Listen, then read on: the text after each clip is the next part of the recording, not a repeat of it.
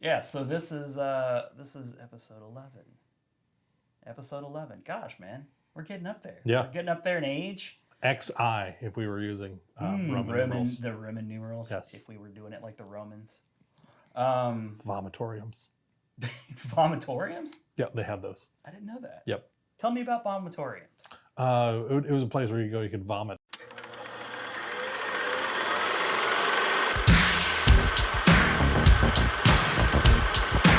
Inconceivable! In a world where laughter was king, on the edge of space, Ludicrous speed! Go! Get together, have a few laughs. masters of the universe. We're coming for you, Rosetta We're challenging Stone. you for number one. We're coming for the gold. Oh man, welcome to another episode of the Cinemasters of the Universe. I am one of your hosts, Ron Avis. I am the other host, Adam Peterson. And together, we are... What? I'll tell you. Wait a minute. And together, we are... Rad Dads! That's what it was. It was Rad Dads. Wild Stallions. I wouldn't. Do we have to pay money for that? Nope. Okay. Called it. You can't do anything, Keanu. I called it Winter. before you said us anything. So Keanu would never do that. Though. No. Like, I would think that Keanu's like such a cool, nice guy. He would just say, you know what, go ahead and use the Wild Stallions for do your it, man. little podcast. do it. Alex Winter, on the other hand, He would, that curly-headed, he would take every penny we have. he will. He's gonna lawyer up that guy. That's why he's an Esquire. He already knows the laws. You don't get to be an Esquire by giving away free jingles. He knows the laws. Those are the laws, man. He's good with laws. No, but Thermodynamics. we got a pretty good show lined up for number 11, which is of the James Bond catalog. Moonraker. Ra- Moonraker. That was a Ben Affleck movie. Oh man, you know, I was listening to some R. Kelly earlier. Not related. That was a woo weekend. Didn't skip a beat there. Did you say rape? Oh, R. Kelly. Did That's you say right. rape? Can we get some Ignition remix? Who is it? Is it oh gosh, the guy from SNL who Horatio Sands. the other guy from SNL, the one Billy who Crystal. Oh my god. Gilbert Gottfried. Okay, yet another guy. The guy who, was dating Garrett Morris. Oh my god. Yes. He's Okay. the one. No, it's one of the cast members, man. Jesus Christ. Who was the one that was dating not Selena Gomez. Was it Selena Gomez? No. Young Scarlett Johansson. No. That's Colin Jost. She's kind of old now, man. She's not a young starlet anymore. She's dating Colin Jost from Saturday Night Live. The guy who said Keith Queef in one of the most recent SNL sketches about the earthquake, like where they would rename, they would get their names changed. I don't know why I can't think of his name. This is bullshit. Horse shit. This is horse shit, to coin Adam's phrase. Yes, I prefer that Is one. that what you say? Would you say I coined your phrase? Yes. No, you coined the phrase and I'm using it. You could say coined that phrase and it could be a double entendre. You're like, you coined that phrase. And If you you could know do what I you could do mean. like a wink. That's what she said. Exactly. Okay, I'm not gonna let this go. Now I've had 3 shots. So It's all right. Admittedly, I'm gonna follow you all the way there. You're gonna All the way follow me there. over the edge. All the way over. Follow me over the edge. We're doing man. a Thelma This is gonna be Louise great. right out the gates. Oh, you're just seeing my madness under Yeah, like my that's fine. brain go. Okay, no, I'm thinking young Hollywood starlets, and she. Oh no, wait, Ariana Grande. Yeah, Pete Davidson. Pete Davidson. Oh yeah. See, I was like saying David Peterson. Yes, which is a different guy, but a similar name. No. So Pete Davidson had a really funny bit on SNL where he'd say, you know what? It's okay if you want to like listen to Michael Jackson or R. Kelly, but if you do, you have to donate $1 to, a charity Yep. that, takes care of kids. Yep. And then, it's like guilt-free listening, because I still want to listen to Pretty Young Thing by Michael Jackson. I don't want to have to think about the Netflix special. Yeah, exactly. I started watching that, by the way, and I quit. You probably. I love Michael Jackson's music so much, I had to Yeah. quit. It's the worst reason in the world. Just watch Moonwalker instead. Moonwalker. Great film. Solid film. raping my eyeballs. I own that movie on Blu-ray. I bet you do. I bet you do. And I'm sure it's some sort of European mod like version. My children. PAL edition. My children enjoyed it. Okay. So Michael Jackson will be your pal. after all of that Yes. rigmarole, Yep. we're going back to the top of the episode. Top of the episode. Bringing you back down. Reeling it back in. Because you said something, and then I said about R. Kelly, and then Yep. raping, and then I was talking about Pete Davidson. I'm going to get there. It's going to take me a minute. I'm going to Columbo this thing.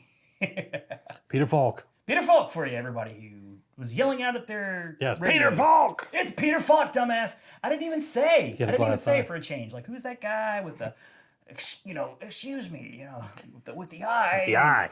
No, so at the top of the show, we're going to be concluding Rad Dads, which Rad we Dads. picked up from... Excellent! There it is. We're picking up from the end of last episode, and I will be talking about Batman 89, and you were talking about again? Monster Squad. Monster Squad. Previously on Cinemasters. Yeah, I wish I had a cool radio guy voice. I wish I Instead, didn't you're have stuck with this. I have a face for radio. Is what I they don't say. have a face for radio or a voice for radio. I suck. You could go on the radio. If I was on the radio, I'd have you on the radio. Okay, thanks, man. Yep. As pity? As pity. No. Make a Because wish. you would know the tech stuff. Like one of those omes. Like if they they're like, all right, you can do a radio show, and I looked at all the tech stuff, and was like, I can't do a radio show because I don't know how to do any of this stuff. Oh, okay. What does this lever do?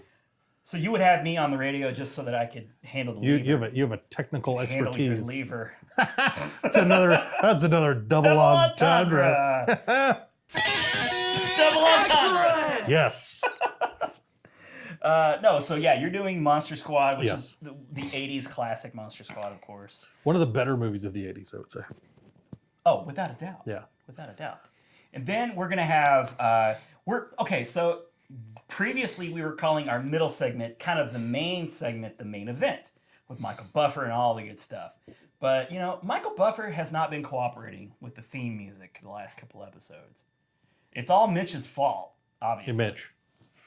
The hell, Mitch? I blame Mitch. Yeah, we all blame Mitch. Write your angry letters to Mitch. Send them to Mitch. Send angry postcards to Mitch. Send your bombs to Mitch. Yep. If you're a Unabomber. At the bottom of the screen here, you will see his home address. Care of my shed Yes. to Mitch's apartment, which Yep. is also a shed. That's a shed. He's got 2 sheds. It's a luxurious shed, though. It is. Yeah. Roomy. Yeah, very roomy. Lots of elbow room in that. Yes. Lots of place to cook up meth. Exactly. Yeah. But we never do. No, of course not. Never. We need some blue dye. I got to pick up some blue dye. I got a bunch of Sudafed in my truck. Yeah, okay. Anyway. Meth jokes. Meth jokes. We're not above them. Meth jokes. I like this. I think we need to keep this running the entire time. I will just run that into the We will. ground forever and ever and ever. Babe, wait! Oh, Mitch! Babe, wait! Mitch, you did it! You done did it, man! Babe! Done did it. Babe, wait! Right at the Babe, beginning. no! Babe, no! Babe, no! Babe! Babe! Babe! Oh, we're gonna get it again! Well, we almost got a second We're time. gonna get back-to-back Babe Knows. So we're getting that out of the way early. We're Right like up. not even 15 minutes into Right the up show, front. and you got Babe Wait Knows. We have So covered a lot of material in the first 15. We really have. A lot of material I'd like to forget, and to be honest, 85% of that shit's getting cut. Probably. So that was probably more like 2 minutes into the show. These Or last not. 15 minutes Or feel not. like Maybe 2. I'll just leave it all in there. Just Let let it all all hang the out. ugly blemishes, I'm not going to filter this thing. We're like Alicia Keys, no makeup. No makeup. No. We're not going to have any cute puppy dog filters. Nope. We're just going to warts and all, man. Yep. You're going This to is see a- all the wrinkles, all the blemishes. This is a real beard, Yeah. not a filter. Yeah. No, If it was a filter, I would choose a different beard. would you have like little birds out of Yes. your beard? That would be awesome. Very cute. A small family of birds. But my point is, Yes. main event is no longer called main event. Not going to do it. Now it's going to be called the feature presentation. Yeah. Because it's more movie related. It does make much It more makes sense. a lot more sense than they call it that. And I it don't know only- why we didn't It only see took us before. 10 episodes to figure that out.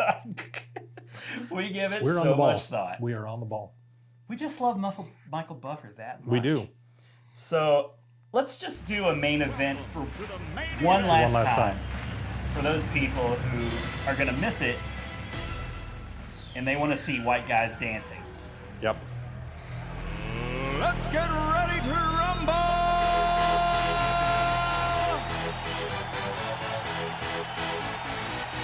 Okay, that's enough of that. Yep, that's more than enough. Do you like my Janet I Jackson? did. I like that. I saw it. Framing my face. You were. Framing it. Well. Yeah. No. So yeah, the new segment's going to be called Feature Presentation. And this episode, we're going to be doing 10 great remakes, reimaginings, or reboots. So the 3 R's of cinema. Yes. Different than reading, writing, and arithmetic, of which only one is an R. One will get you, one will help you get into college. The other will help you get a job at the non-existent Blockbuster Video. Yes.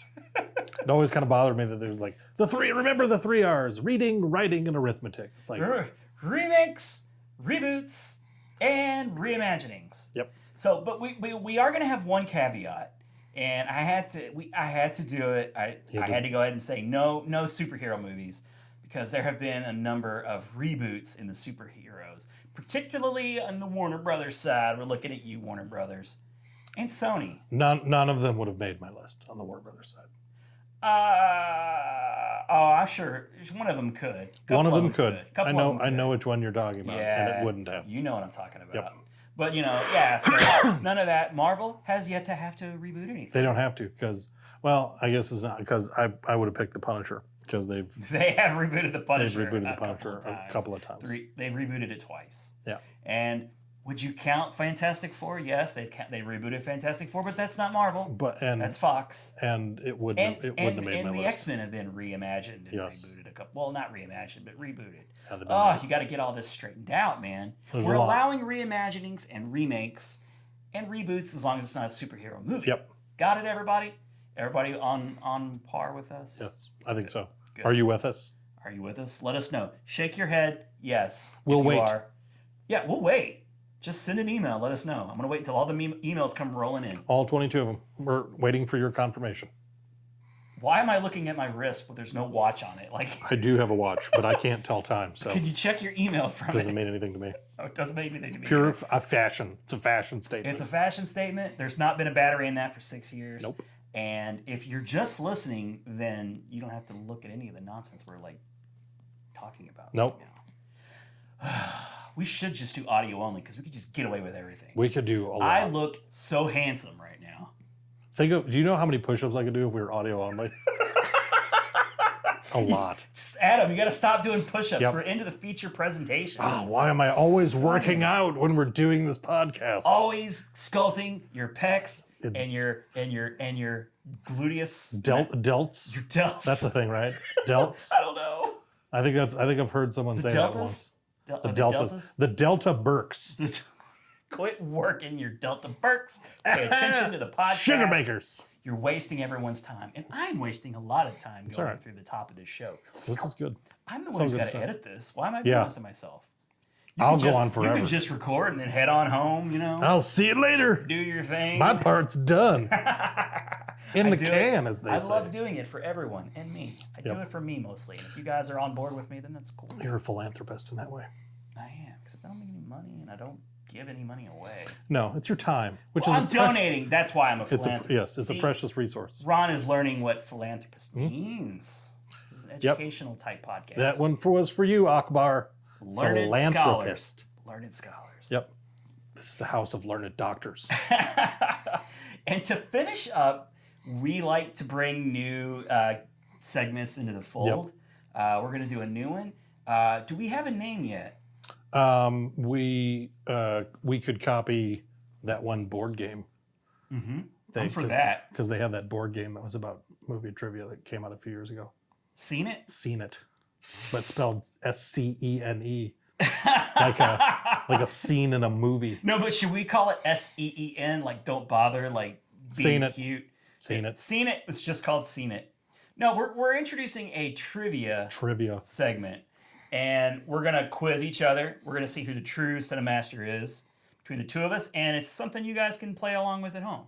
We could do, since we were talking about William Smith, he had that one movie, The Pursuit of Happiness.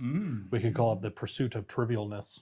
Ooh, yes, we could. We could. We'll toy around with it. We're gonna toy around with it. I'm gonna have to dub in like all this nonsense once we come up with the name. But when we come back for episode 12, we're gonna have a name for you. We'll guys. be slightly We prepared. Promise. I solemnly swear we will have a name for the segment.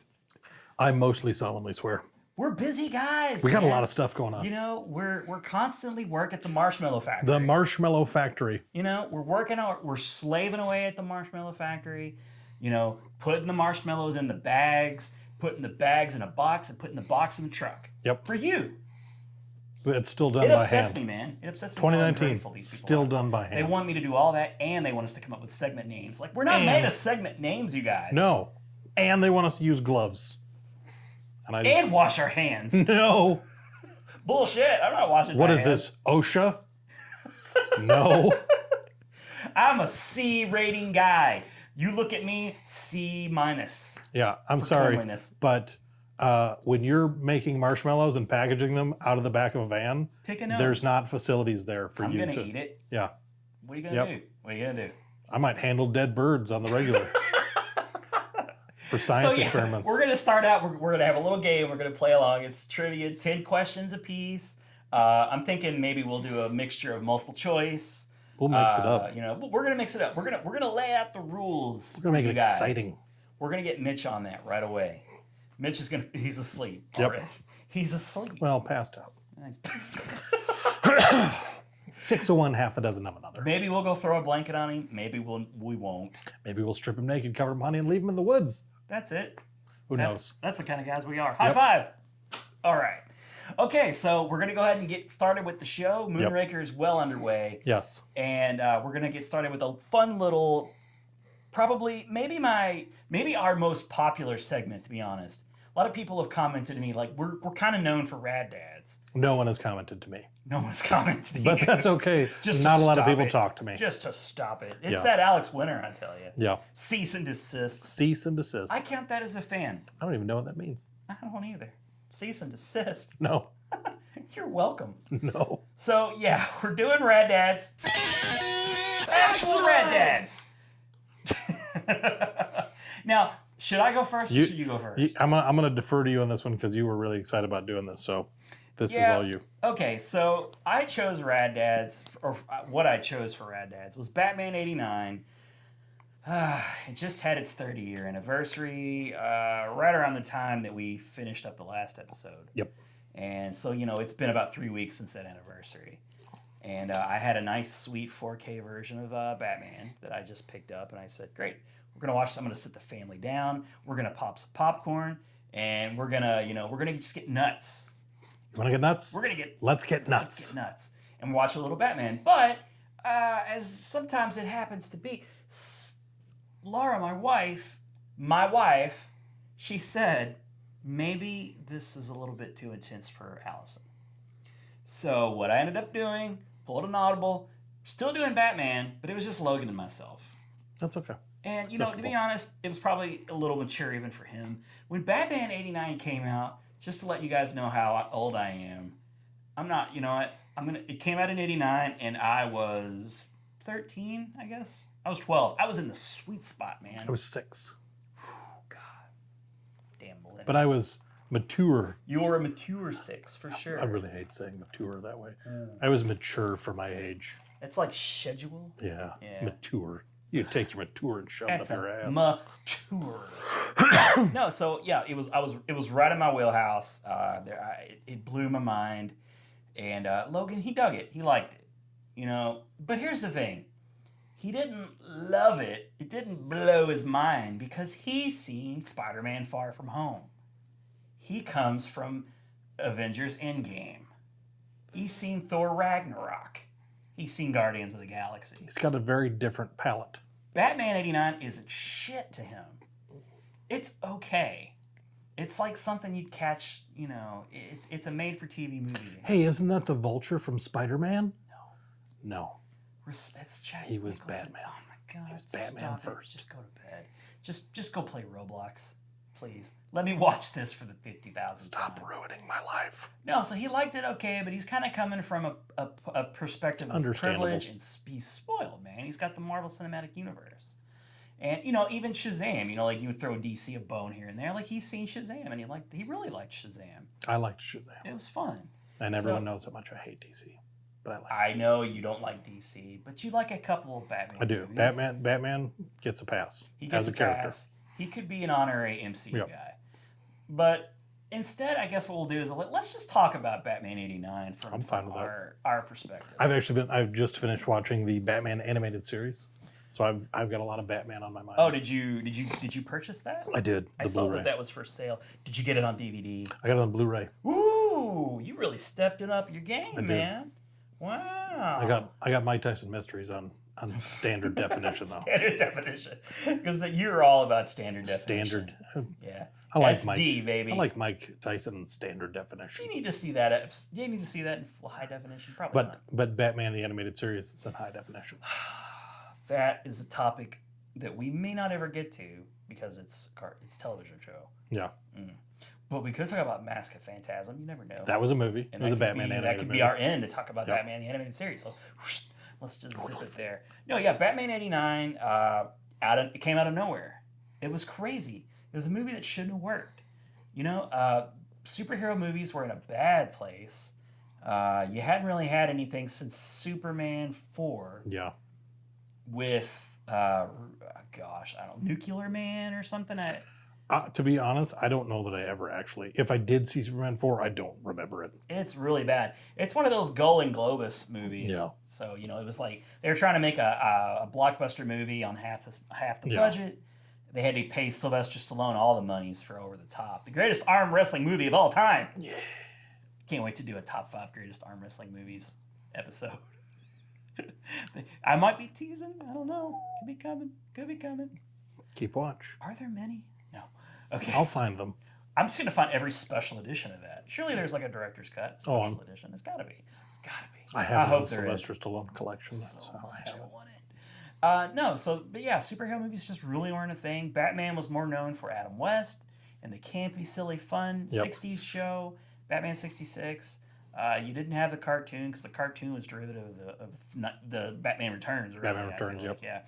So, here you have, start with the director. You got Tim Burton. Tim Burton, who was known for Big Top Pee-wee and Beetlejuice, I think. I think those were mainly the two. Yeah. I think he did Frankenweenie as a short. It was a short, yeah. Yeah, so but it wasn't anything anybody had seen really. No. Other than like Disney or something when they hired him. So yeah, you got Tim Burton, who you know what? I love Beetlejuice. Hot damn, I love me some Beetlejuice. Did that come out in '88, I guess. I think so. He had to hit a couple pretty solid. I mean, with Pee-wee, that was a big one financially. There was it a lot was of an unexpected hit, I'm sure. This is pre Pee-wee's Playhouse, so there wasn't like this already pre-made audience. Pee-wee Herman showed up in little things like Cheech and Chong movies. Yeah, he had no staying power, and here you come charging out the gates of this weird little movie, and there it is. I love that. And it worked. And then they brought it back for Beetlejuice. And that one worked even better.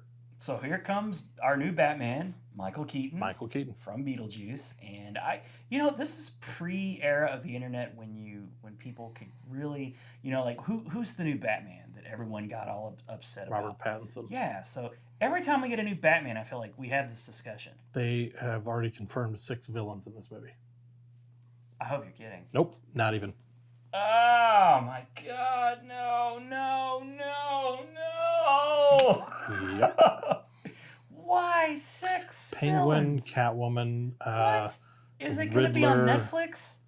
Riddler and 10 Two-Face. episodes? Is it 10 episodes? This is a feature film from Warner Brothers. What the hell, man? Yep, Robert Pattinson. It's like Police Academy. They're just Sparkly going to be vampire. shuffling in their villains like left and right. Put them all in there. See if that works. Put them in a cop car. Put them all in there and see if it works. That makes me so sad. Anyway, I don't want to think about that. I want to think No, about. we're thinking I want to about- think about a time when Batman was actually We're thinking about glorious good Batman. and happy Good and Batman. fun and amazing. Vicky Vale. Kim Basinger. Basinger? I don't. Loved her so hot. Made me feel things. Made me feel a little tingle. That kid from Arliss. That guy. Oh, Robert Wuhl. Yeah, that guy. He was a funny guy. And who was that other guy who was in that movie with the hotel and the cuckoo's nest? And the movie where he's like riding in a Corvette on a beach. Jack Palance. Jack Palance. Yes. No, he was in the Palance actually was in that movie. He really was. No, Jack Nicholson, of course. Two Jacks, one movie. Two Jacks in one movie. Oof. And it worked so incredibly well. Like, first of all, the visuals were amazing. Gotham City just was like a character in itself. It was so dark and kind of scary. Yes. And, like, I remember so vividly walking into the movie that I sometimes talk about movies that kind of give you that chill factor, like you get the tingles. Not the Kim Basinger tingles from when you were 13, but another kind of tingle. Different tingle. Very few movies gave me the tingles, and this was one of the first. And I singularly attribute Batman '89 as the movie that made me the cinemaster I am today. I wouldn't be nearly the guy. Like, I just am crazy about going to the movies. And not just movies in general, but cinema experience. Yep. Like, going to the movies, it felt so amazing. It's a whole thing. It really is. So it was me and my brother and my mom, and we showed up on time, but that's late. And I remember the previews were just starting, so they already dimmed the lights and they were showing the previews. And it was like they actually had ushers, man. Back in the day when they had ushers with flashlights. Yep. I'm old. And so we walk up to we walk through the doors and we're just like, oh crap, the lights are out already. There's 3 of us. Everybody does that thing where they give themselves buffers, so like there's not really 3 seats anywhere because everybody's got to be selfish and have their little private buffer area. So like nobody's scooching in. I get it, by the way. I kind of do the same thing. I understand. I'm not singling those people out. No, because I don't like being near other people. I don't want to touch anybody else's thigh. No. Depends on the thigh, but So the people get put off when I do that. It depends on who you are. If you're really... Every time it's happened. Every time that I've put my hand. What about that blind lady? That nice blind lady? Oh, we're not going to talk about that. No. So what ended up happening was they ended up splitting us up. It was like my mom behind me and my brother, and they were just right when we sat down. They already started in with that amazing Danny Elfman Batman score. Yes. That's just one of the best. It really is. Score really put Danny Elfman on the map. You can know it from like the first note. Oh yeah. So he was known for Oingo Boingo. Yep. But he did do the Beetlejuice score, and he probably had maybe done a few other things. Like, it wasn't like his first ever, but I feel like that's the movie that put him really on the map. So you got that new redesigned Batman logo that like you saw on T-shirts, where it was kind of like the gold and the black cinnamon. It was like everybody had that T-shirt, man. It was amazing. I know because I was watching something about that. People didn't. I mean, I think people today kind of take that for granted. That you look at that and you just instantly see Batman. You think Batman, but when that came out, that was not the case. Yeah, that was new for the movie. That was totally new, and it was to make that connection was a huge thing, and it did really well in that way. And the bat signal, all that. I mean, that one logo that everybody bat wing when it floats up into the moon, masterful. Maybe my favorite shot. Yeah, visually one of the best shots. One of the best shots. So great. But yeah, so you get that like great. So you're introduced to the Batman logo spinning around. You're kind of weaving in and out, going in through and out. It's just amazing. Like, here's the new Batman logo. This is Batman from now on. You got the great score, and it starts out like really, like boom. It's like it gets going really fast. You get the like, who are you? Like, I'm Batman. The 2 guys up on the roof. Yeah, the 2 guys up on the roof. Like Batman's cleaning house. You see Michael Keaton for the first time. He looks great in the suit. Here's the thing too. They didn't really have to go really far to make people forget about Adam West. Yeah. This is a cinematic Batman. You saw in trailers. You got to look at him in magazines, maybe here or there, a few pictures. He looked different. Yeah. But undeniably cooler. Yeah. Than what. I love Adam West. Don't get me wrong. Like, that show was cute and fun, and everybody enjoyed it. But this was something new. This was like, that Batman is gone forever. That Batman, the 60s Batman, is like the kid that grows up on a Disney show. Yeah. And then when they become like 17 and they want to be taken seriously, so they take a really dramatic, serious role. They're like, whoa, that kid used to be on a show they're about painting surfing. Their eyes with eyeliner and their fingernails black and stuff. yeah, so it was a big deal, and the movie was an instant success. I don't have numbers or anything because it's not really important, but you know, it ruled '89. It ruled that summer. There were some other great movies that came out that summer, like Indiana Jones and Last Crusade, UHF, and some other stuff. But it was Ghostbusters 2. That was a movie that came out right around within weeks of one another. All these movies, but Batman was the king, and I remember getting it. It was one of the first VHS tapes I owned. It was affordable.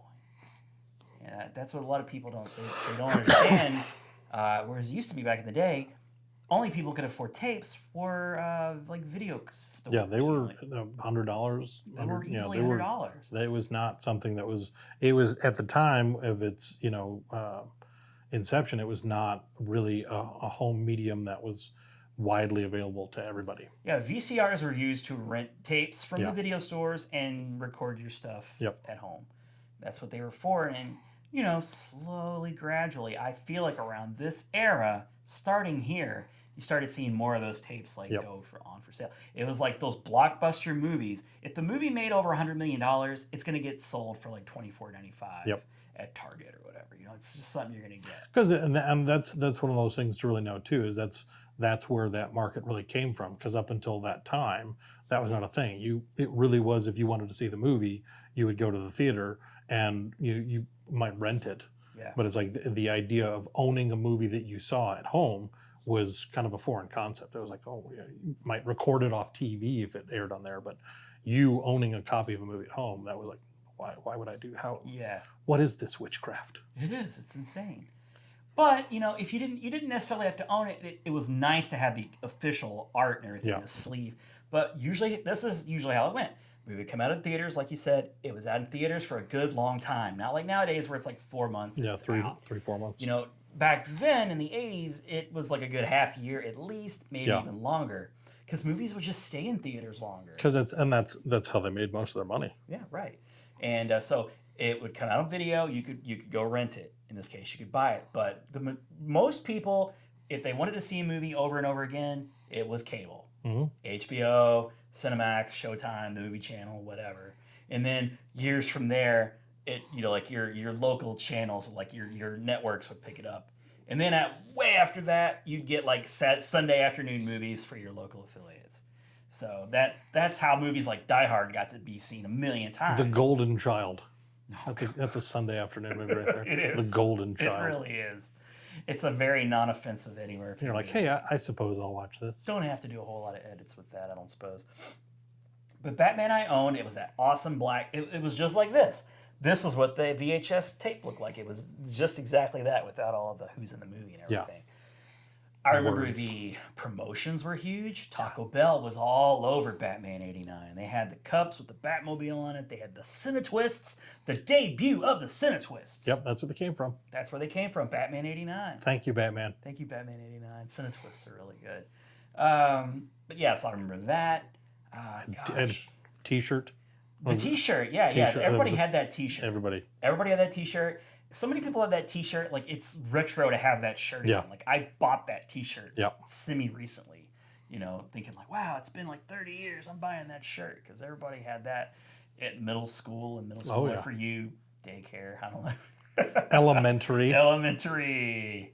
I just can't say enough good things. So I really wanted Logan to just enjoy it.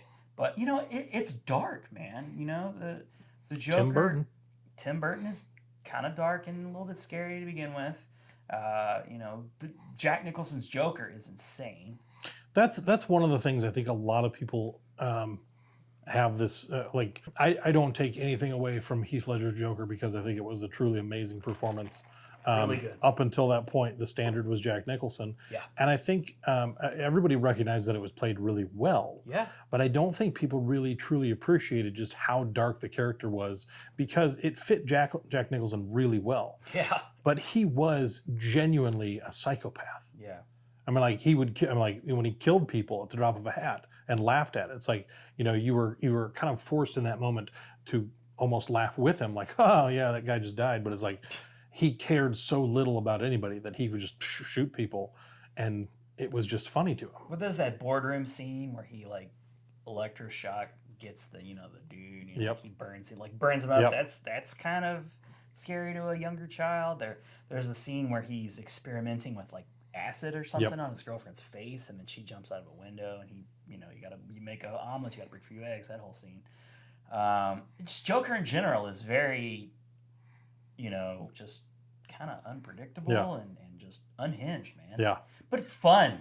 It was a great way to come out of the gates charging. And as I was sitting here thinking about it, like, the lens that Logan would have watched that through, I think it is important to note with this movie, like when I like getting the notices, hey, here's the Marvel movie slated for the next 3 to 5 years, and I'll be excited about that. Yeah. Like that wasn't a thing then. No. And with this, it wasn't like, it started a thing. There's a Batman movie coming out, and everybody just lost their minds. It was like, okay, Batman. Why would I go see a Batman movie? Yeah. There was so much hype going into that movie. Yeah. In a pre-internet world. Yeah. I just don't even, it can't be understated how huge that is. And it delivered so well on so many levels. I mean, it really was just a phenomenon. Yeah. It was like, holy crap. Because, and as a kid, superheroes being a big part of your upbringing, it's like, still not necessarily having that full perspective. Well, you still had like Super Friends and things and cartoons. They were present. They were there. I knew who Batman was. But yeah, this felt so serious. Like they're taking Batman very seriously. Yeah. And to have this world, like as a kid, you would, these are your heroes. These are the guys that you interact with. You're playing with your friends. Like, I'm going to be Batman, or I'm going to be I'm going to be Superman. I'm going to be Spider-Man. All these things, and then this idea of that whole visage changing from the inside of your mind and to the playground to you're watching it on the screen. You're like, holy crap! They spent millions of dollars to make one of my heroes a movie I could watch. Yeah. And it's like, I'm 36 years old and really, still really like, well. Yeah, it's like it holds up insanely Yeah. well. Really, I mean, it does. I mean, yeah. Does it stack up against the modern superhero movies from Marvel? Like, no, of course not. But is it embarrassing? No, absolutely not. It's still a whole lot of fun to watch. It's like, I don't want to say it's a perfect movie, but it's just a joy to watch. I think one of the things that I like, because it's been within the last 6 months to a year that I think I watched it. Now having a deeper appreciation for Tim Burton as well. Yeah. Like thinking about you just recently saw Dumbo. Yes, loved it. Absolutely loved it. It's good. It's really good. Knowing kind of the world that Tim Burton has created over decades, the balloons in the parade, and how those translate to his other projects that he's done, and kind of like those subtle nuances and connections he has to other properties. I feel like there are new ways that you can appreciate older projects like this. Movie made 30 years ago, and it still resonates in different, new, fun ways, and that's just cool. You see the beginnings, the foundation of Burton, and Yep. There's a reason why Tim Burton still gets to direct a huge movie like Dumbo. Yeah. It's because of Batman, and it's because of any number of like Tim Burton movies. Like even like Alice in Wonderland was a huge hit. I didn't love it, but it was fun. It was fine. Well, and to see him, what I do like too is like with Dumbo, that just coming out, and just talking about the Batman franchise. You got Michael Keaton and Danny DeVito. Oh yeah. That's Danny DeVito, of course, being in Returns. Batman Returns. I love seeing that movie. It was great. I like it's one of those in an industry and in a world that a lot of times can be relationships can make and break so quickly. Is it Helena Bonham Carter? Is that who he was in? Yeah. Is that his wife? Yeah, I believe so. Yeah, because she was in a number she was in a Tim bunch Burton of movies movies in the 90s and Yep. 2000s. She was in Dumbo, but yeah, for a long time she was in there. And I'm gonna have to put it on my What You Haven't Seen That, but what was the musical that he did with Sweeney Todd. Sweeney Todd, yeah. People love that.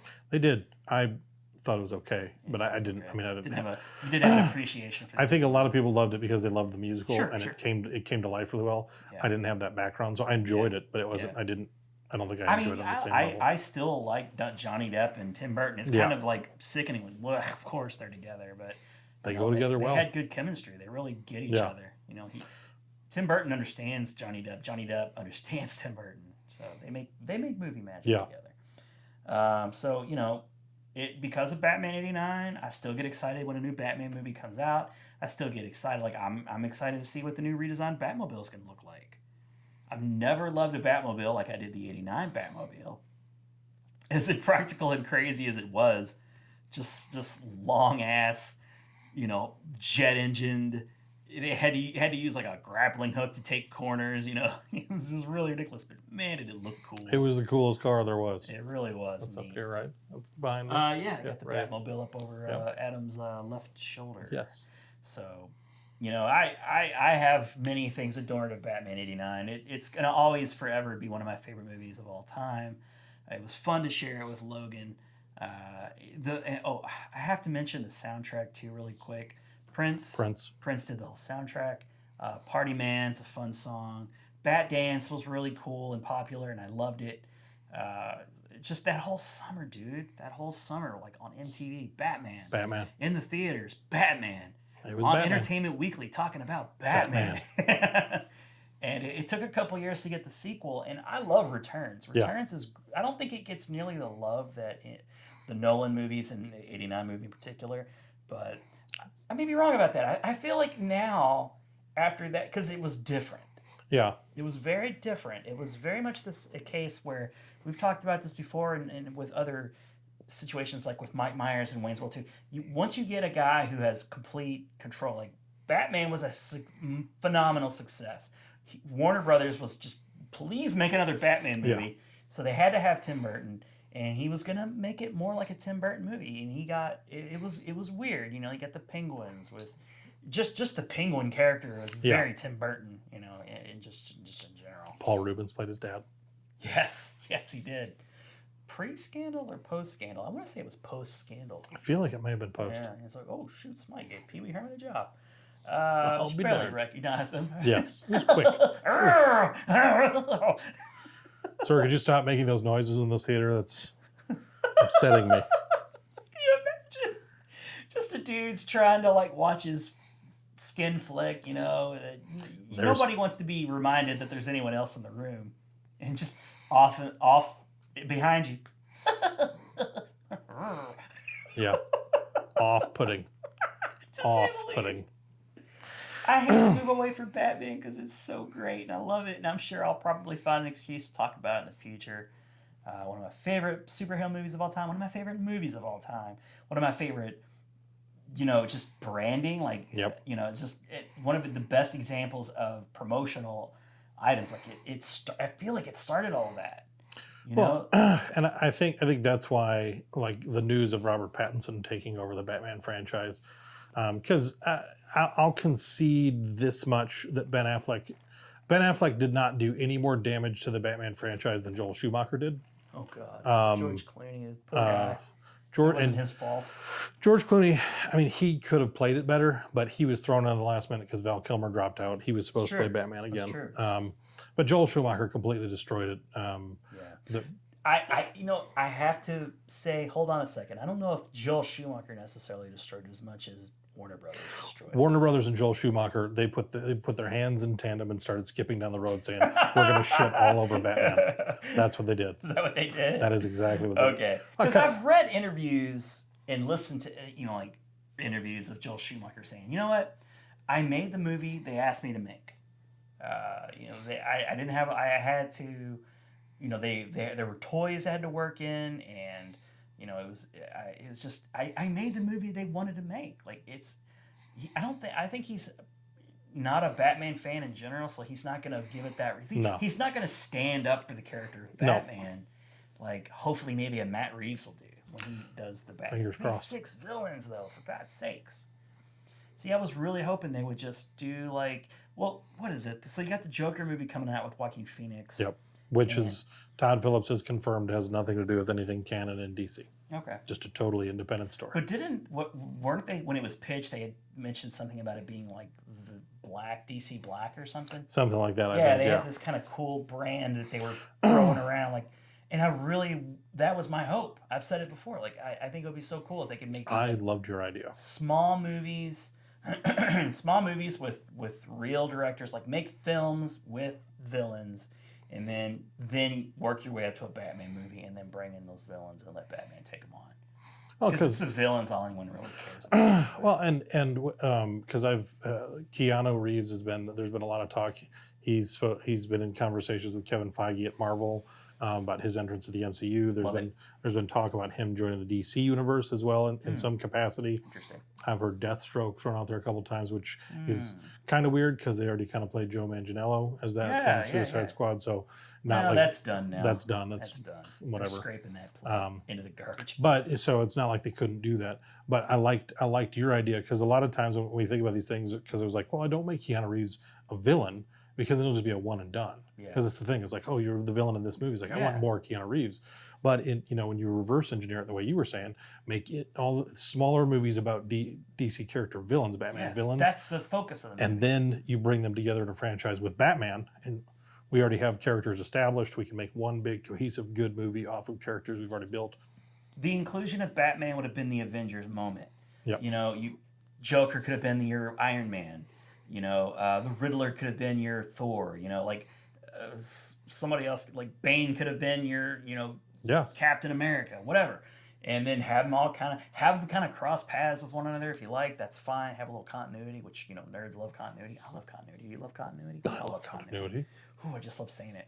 I love continents. But after like 4 years, 3 years, whatever, do one of these a year, then you bring in Batman, and then like there's some heft to it, man.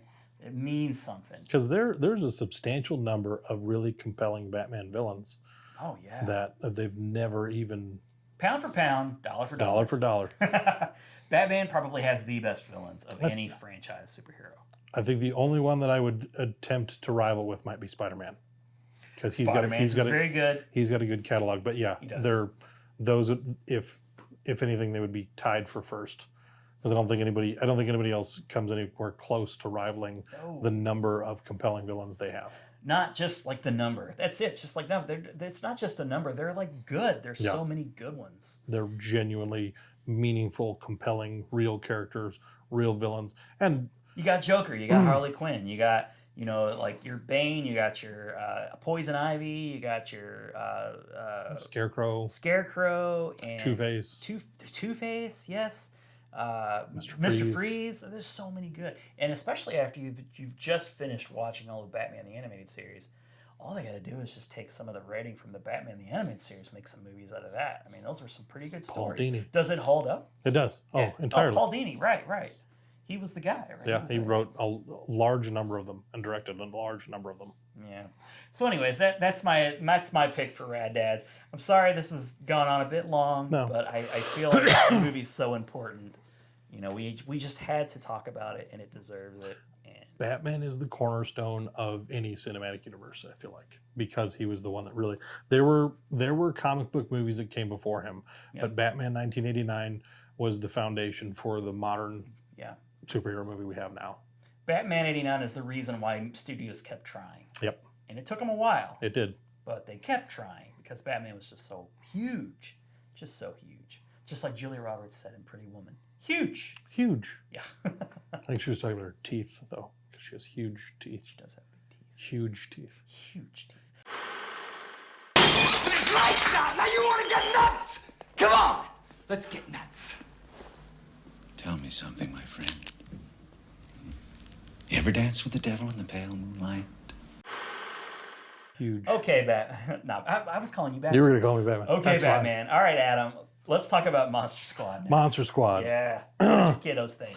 My kids loved Monster Squad. I showed them the trailer. They love watching trailers, which makes me happy. Cool. That's cool, man. They'll ask, are we watching the trailer? I was like, yes. I'm like, yes. And then they'll watch the trailer. Like, okay, can we watch this now? So I show them the trailer for Monster Squad. I love your kids. They are the best. Yes. And they just started chanting, Monster Squad, Monster Squad. They really? Yes. And I was like, oh, that's cool, man. That's so cool. Your kids are going to be like cinephiles. They totally, Tucker loves he was even saying, yeah, I just like to sit around and watch movies a lot. I was like, that's my boy. That's what I'm doing. That's what we're doing here. So raising them right. And I keep telling them because they're like, is this one good for kids? I was like, well, no, not yet. And then Caden was like, then why are you showing it to us? It's like, I'm just giving you a heads up. Yeah. Later on. Just it's a little bit of foreshadowing. Yes. I'm just laying on the foreshadowing. They did that. I can't wait to watch movies like Deadpool with it's so many years Die off. Hard. Watched the trailer for Die Hard the other day, and it makes it look like it's a Christmas kids movie. Yeah. Like, can we watch Does this? it Like, really? yeah. Oh my the God. one that's on Vudu. I was like, trailers. Like, oh, this makes it look like a fun. So Voodoo's pushing the whole Christmas. It's a Christmas movie. Initiative. They definitively have Die Hard as a Christmas movie. There is no doubt about it. The trailer. I'm pro Die Hard Christmas. Oh, movie. I totally am. It's not up there, Totally. but it's not. But it's certainly. I love it. Movie. Okay, so Monster Squad. Monster Squad. They were very really excited. psyched to see it. They enjoyed the trailer. I wanted to give a little bit of background. Okay. So we talked about Hotel Transylvania on the front end, just so they were thinking. Get to know the monsters. Dracula, Frankenstein's monster, Mummy, so they have these ideas fresh in their mind because they've not really seen, they have no other perspective on the Universal classic, Monsters is not in their purview. No. And so I was like, okay, I didn't want them to be totally confused. So we had a quick chat as the movie was kind of starting up and talking about that. And not surprisingly, one of favorite lines in the movie is, Wolfman's got nards. That's mainly what I remember. Quintessential. From that movie. Quintessential. It's quintessential 80s nonsense. And it was even after I had recently rewatched it, I love it because. And of course, for those who haven't seen the movie, that's when one of the squad kicks the Wolfman between the legs. Wolfman right in the nards. And he reacts as someone who's been kicked in the nards. Yes. I loved because I don't think I'd really heard or used the word nards in probably 20 plus years. Nerds, I was perfectly familiar with. I was pumping the nards. Nerds left and right, but nards. Nards, man. And so it nards needs to come back. It really does. Yeah. I would be totally fine with it. There's really nobody famous in the movie. I mean, there's a couple people that you would recognize in. Are any of the monsters previous Universal monsters? Or are they all new actors? I think they're all new actors. Okay. Yeah. John Grise, he plays the Wolfman prior to turning into the Wolfman. He's like the human version. I forget what they call him. They give him some kind of odd name. Yeah. He doesn't have an actual name. He's just like Crazy Man or something like that. In the credits. Yes. But and then the mom. The kid's mom, she was the mom for everything in the 80s. But Diane Wiest? Diane Wiest. Ooh. Was it really Diane Wiest? No, it wasn't. Oh, damn. It would have been great. She was the mom from Lost Boys. Yes, she was. But it was that, that 80s, that total 80s feeling that you get from all those movies you watch, the Goonies. Was there a sweet 80s montage? Oh, when they're getting ready to go hunt the monsters, there was a total. The song as the credits rolled was a great 80s kind of. I love that song. Anthem. It was fantastic. Yes. And then there was all the great one-liners. The fat kid from the Monster Squad when he shoots Gilman, the creature from the Black Lagoon, as he comes out of the sewers. He's got the shotgun and he kills him. The bullies come out of the store because they won't let him in. They're like, "Hey, way to go, fat kid!" And he just goes, "My name," with the shotgun. Yeah. Is Horace. It was like, yes. It's that 80s one-liner. Those great one-liners. Yeah. There, then the kid that he had the silver bullet. Was it Mary Ellen Trainor? Was that the mom? That was the mom. Yeah, she was in tons of stuff in the 80s. Kind of that quintessential mom and a lot of stuff. Sure. But it was like she was in Freaky Friday, not as a mom, but she was in it. She was in Scrooged, also. Not as a mom. No, she was the doctor from Lethal Weapon 4. She died, didn't she? Did she? Did she commit suicide? Jonathan Brandis. Hell no! Here it is. Don't do it. Suicide. We are I feel like she died anti-suicide. suddenly and tragically. Yeah, she was the psychiatrist. Yep. It was always like Riggs was. She was in all kinds. You'd see her all over the place in the 80s. God, she was in. Let's see. She was in Back to the Future. Okay, if you say so. Ghostbusters 2. She was in Scrooge. Mm-hmm. She was in Die Hard. She was in Axe Jackson. Holy shit. Carl Weathers. Hell yeah. Please continue. I'm sorry. No, so it's one of those, like, it had members of the cast that you would recognize potentially from other small roles. Nobody, from the time, yeah. Nobody really, broke out. There wasn't a Corey in it, or there wasn't a Henry Thomas. There wasn't like a kid who became Edward Furlong or something. So which I think is really unfortunate because the kid actors, they had tons of charm. Oh, when the little girl. Oh, I love the little girl. When she calls them all chicken shits. When kids curse. When kids curse, it's great. It is.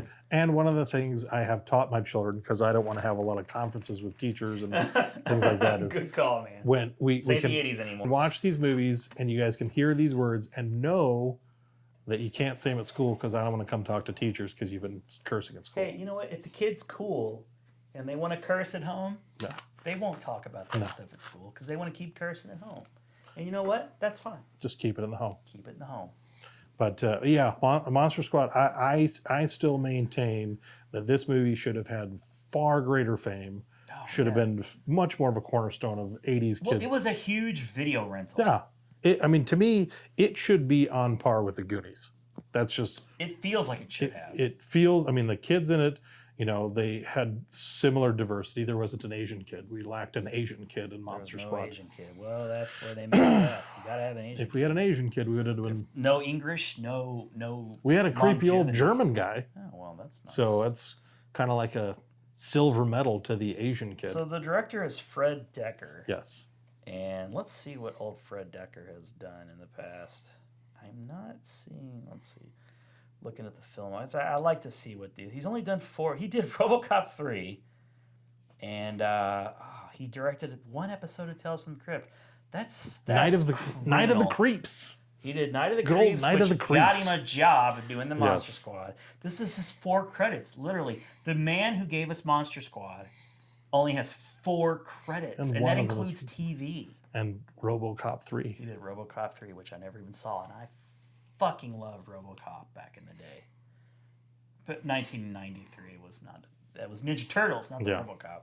So that really makes me sad. He just kind of got used. Like everybody in that film should have gone on to something else. Even the director didn't go on to anything. Nobody did anything. It was just, it's like it's frozen in time as this great little 80s gem. And if that's all it can be, then okay, that's all it can be. But for my money, pound for pound, dollar for dollar, as Jerry would say. Absolutely. It is a wonderful movie. I'm glad my children enjoyed it. I'm sure we'll watch it. It might not get to the Sandlot Space Jam number. Did you buy this physically, or did you rent it? It was on Amazon Prime. I don't own it yet. I feel like I was looking for that on Blu-ray but it's not necessary. Like I think it's really expensive. Yeah, it's one of those I don't feel like it's really in print anywhere to make it affordable. I don't like. Very fond memories of Monster Squad. It was huge with my friends back in. Was it 1989 that it came out? Was that another 89 movie, or was it 88? Yeah, I want to say 88. It was 87 actually. Well, there we go. We were both wrong. Both wrong. Both wrong. Look at that. So this is 2 years prior to Batman. Yep. But and there's a documentary I need to find called Wolfman's Got Nards. No way. Yep. It was not streaming anywhere. I need to look on YouTube to see if it's just on there. That's beautiful. But That's beautiful. I would like to watch that just to kind of, because I love getting that behind the scenes kind of look at stuff, and so. Oh, me too. For sure. So what I miss about DVDs mainly is the commentaries and things. So Rad Dad, huh? Rad Dad. They loved it. Yep. Nice. Okay. Excellent! A little delayed on that.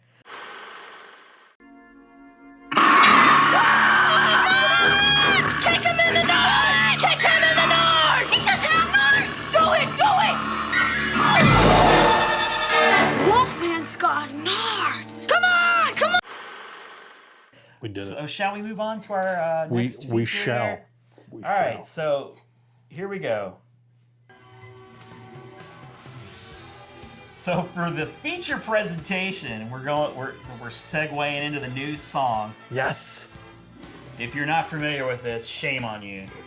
You are a bad person. You didn't have cable, I guess, growing up. This is the HBO feature presentation. It's just synonymous with like 80s movies and all that good stuff. Saw this many a times. So that's our new theme for the feature presentation segment. And so this week, as I said at the top 10, not top 10, but 10 great reboots, reimaginings, remakes. And I think you should go first. It's hard to whittle down yeah, that's why I say I don't want to say top 10 because I like the idea of in the future revisiting topics. Yes. Because there are so many movies, we've seen a lot of them. Yeah. And it's unnecessary to go out and just cut your legs off because a lot of times, yeah, you got the top movies, but you know, you and I, our taste, like if you ask us what our favorite movie is, it may change a lot from one day to the next. In my top 6 that I kind of roughly have, it's pretty solid. It's I still, I mean, I pushed it out to 6 because I couldn't push something out of my 5. But when Hitman's Bodyguard came out, I had to add that because it's one of my favorite movies. You were so happy about that. Saw it 5 times in theaters, and I can't tell you how many times I watched it at home. It's a great movie. Excited for the sequel. Of course. But yeah, so I went through and I started. I'm trying to. I'll compile a list and then try and sift through it. So I try and this time what I did is I tried to cut myself off after I had a certain number. Because like, okay, let me just work with these. Because if I keep going and trying to come up with more, I'm just. I watched. I'm prepared. I have 11. I watched the new Pet Sematary last night. What'd you think? I enjoyed it. I liked it a lot. I enjoyed it quite a bit. I liked some of the changes that they made. I liked the note that they ended on. They had a couple of different endings that they it's very creepy. that they was went not with. happy. No, it was definitely not. John Lithgow, what did you think of him? I enjoyed him tremendously. He was because I can't remember he was the judge from My Cousin Vinny and Herman Munster. He's Herman Munster. He was the original Judd. Maybe like he's known for those 3 things, really. But John Lithgow, I liked the tone that they took with him. It was a little different, a little less naive. You were not really sure about his character at points in the movie. I feel like the judge in the original movie. Yeah, he seemed on the whole good. He was more. Yeah, he was more just kind of this. He was kind of the dad. He was the exposition guy. It was a creepy exposition. Yeah, and he was because he was kind of like the angel on the shoulder. He was the conscience, like, hey, this is what you should. Hey. Yeah. And John Lithgow was a little bit more ambiguous. He was kind of like, well, I didn't, He makes a mistake. He paved the road to hell with good intentions. Ooh, look at that. Wow. Bam. But after watching Dumbo the other day, I know when this all came out of, we got The Lion King coming out this weekend. I'm excited to see that. Big deal. Disney's on this whole extended kick of remaking everything that they They're did. just like shooting them left. Oh and, my gosh. Just a shotgun They've blast got of Mulan coming out next year. Yeah, we saw the Mulan trailer teaser. I think Sword in the Stone is on. I've heard that that's that they're working on it. I think they have a director, but nothing else. Okay, we of course got the Little Mermaid, who is the little girl from what was the Wrinkle in Time movie that came out last year. She is Ariel, and I don't know if they've cast anyone else. But that was a big news. Like here's Ariel.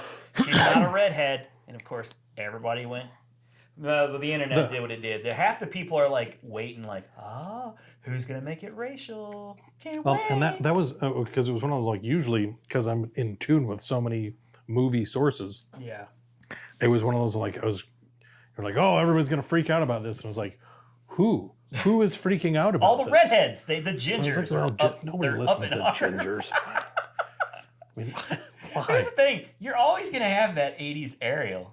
The 80s Ariel is who they gave you in like Wreck-It Ralph, so she's always going to be a character. I'm okay with it, whatever. She seems like a really if she can sing and she can look like a mermaid, whatever. Go for it.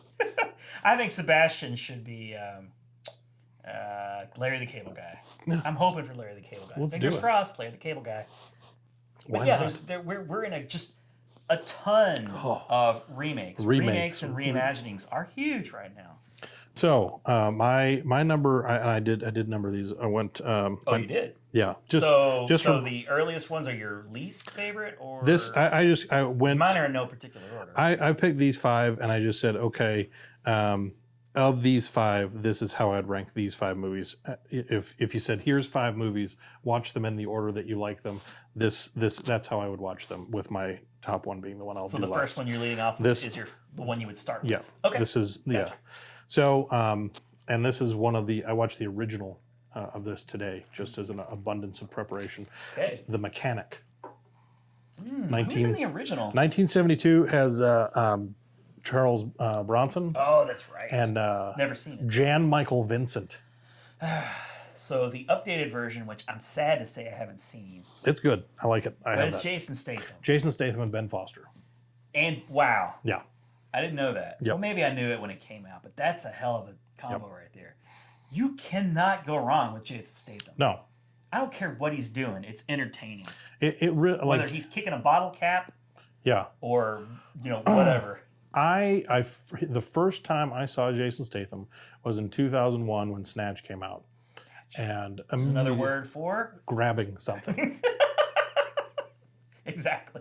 That's all I was going for. That's what I thought you were. I wasn't up to anything. There's no double entendre. Ooh, double entendre. But I think I own between 25 and 35 Jason Statham movies. Damn. Because I love cranking them out, isn't he? I love the crank. See what you did there? It was non-intended, but it wasn't lost on. It was done punned very well. Oh, because in the early Crank is parts of awesome, his though. career, he was not a household name. Transporters, where I feel like I learned who he was. I really love the first Transporter. Yeah. When they announced they were doing a Transporter sequel, I was genuinely surprised because I did not feel like the first one went over all that well. I loved it, but it was probably a big hit in it was in foreign markets. I think it did a lot better. Sure. And then they did the second and the third, and I was like, oh wow. And then they rebooted it. Then they rebooted not on it. our No, list, probably. No, not anywhere. I don't know for sure, but had the guy that played Francis in Deadpool, and that was not. Oh, is that who they got? It was not good. It was not good. Christ. But movie.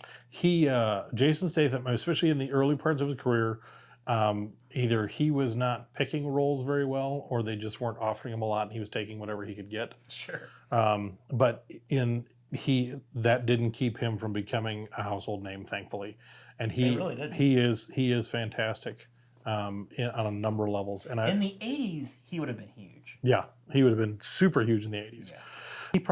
Which is why he was such a good fit in the Expendables. Yeah. Because he to me seems like kind of a modern day Jean-Claude Van Damme. I feel like because there's a real athletic prowess there, especially in his early days. He has that British appeal, which I think gave him an edge over Jean-Claude Van Damme's, muscles from Brussels, his accent. You didn't like listening to him talk as much. You dare discuss from Brussels. No, I would never do that. But Jason Statham, I think, the best buns in the business.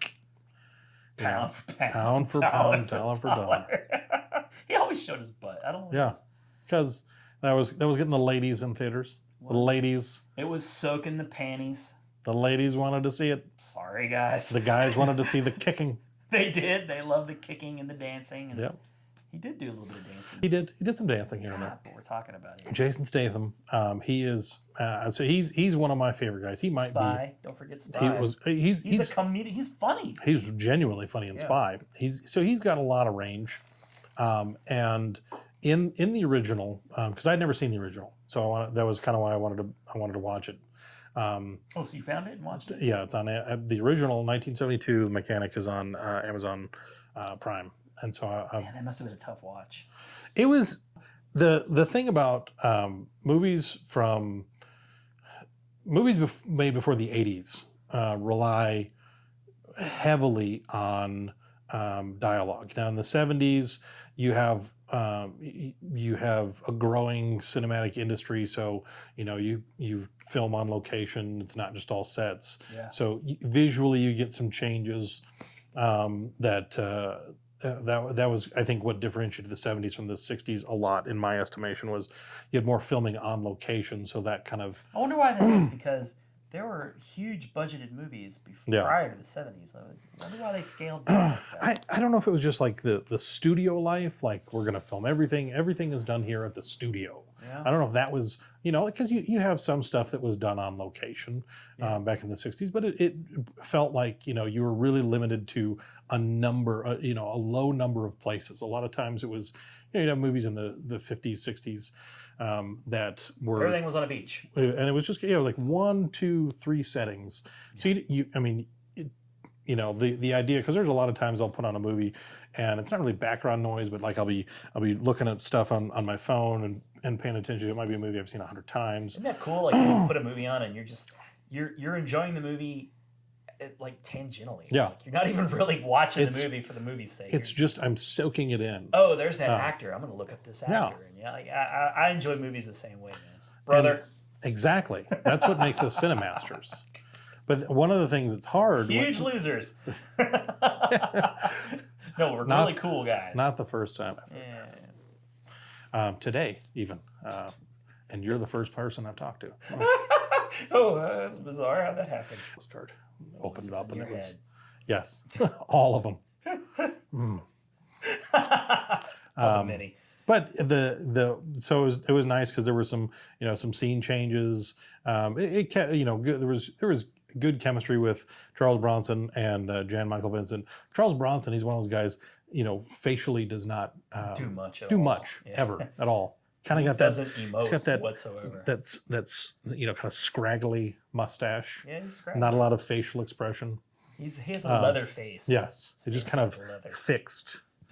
In a permanent. I'm not being paid to move my face. He and Clint Eastwood are guys that I think kind of, to me, it was like, when your mom would say, "Oh, don't do that, or your face will get stuck that way." And I feel like if they would have, it was like, just like Charles Bronson. Is that what happened to Charles Is that what happened Bronson? to Charles Bronson? Oh my Jesus Christ, gosh! somebody hit him on the back. It's like, is that after he started wishing death on people that his face stuck that way?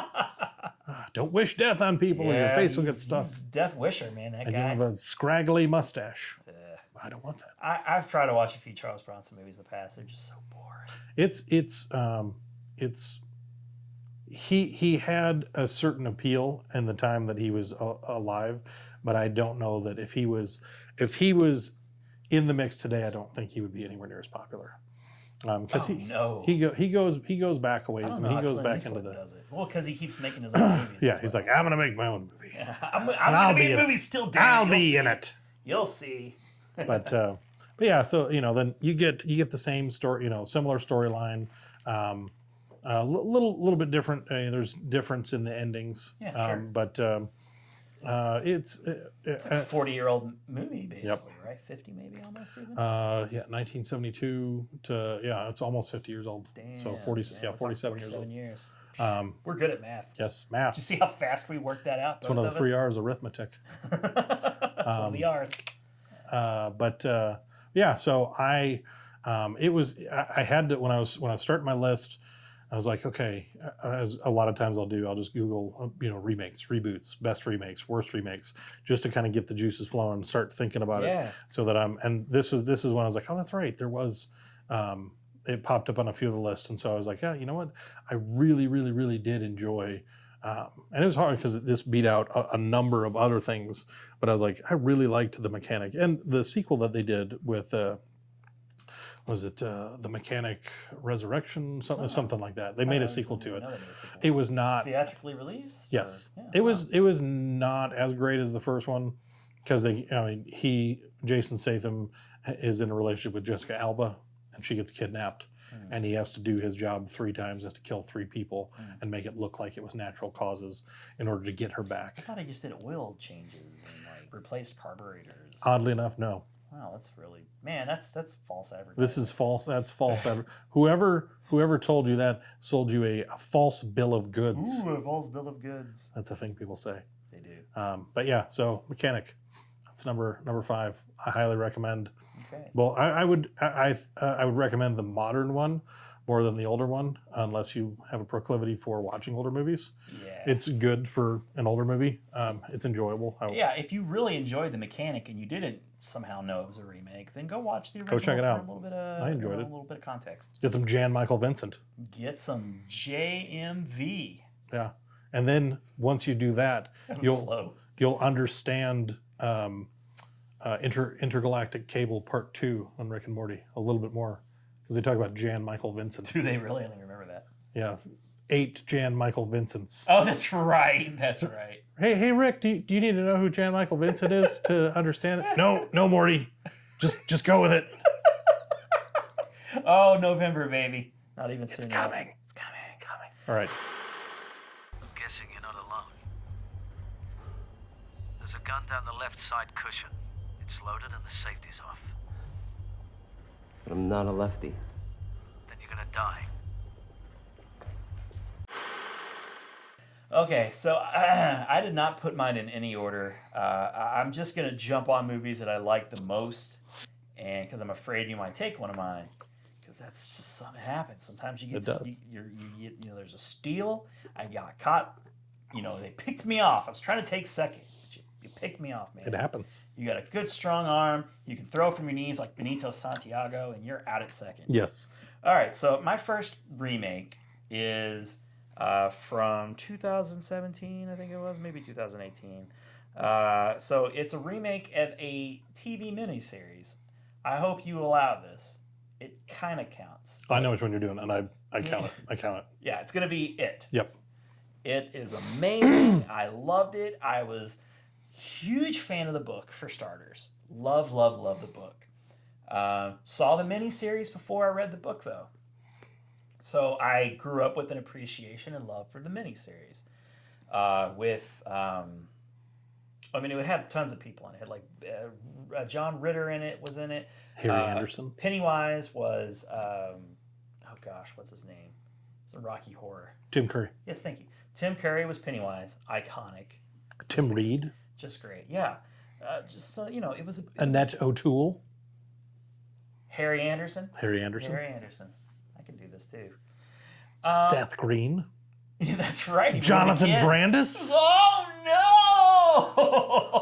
no! He killed himself. Don't do it, kids. Don't do it. Suicide's wrong. Don't kill yourself. You have Nope. lots to live for.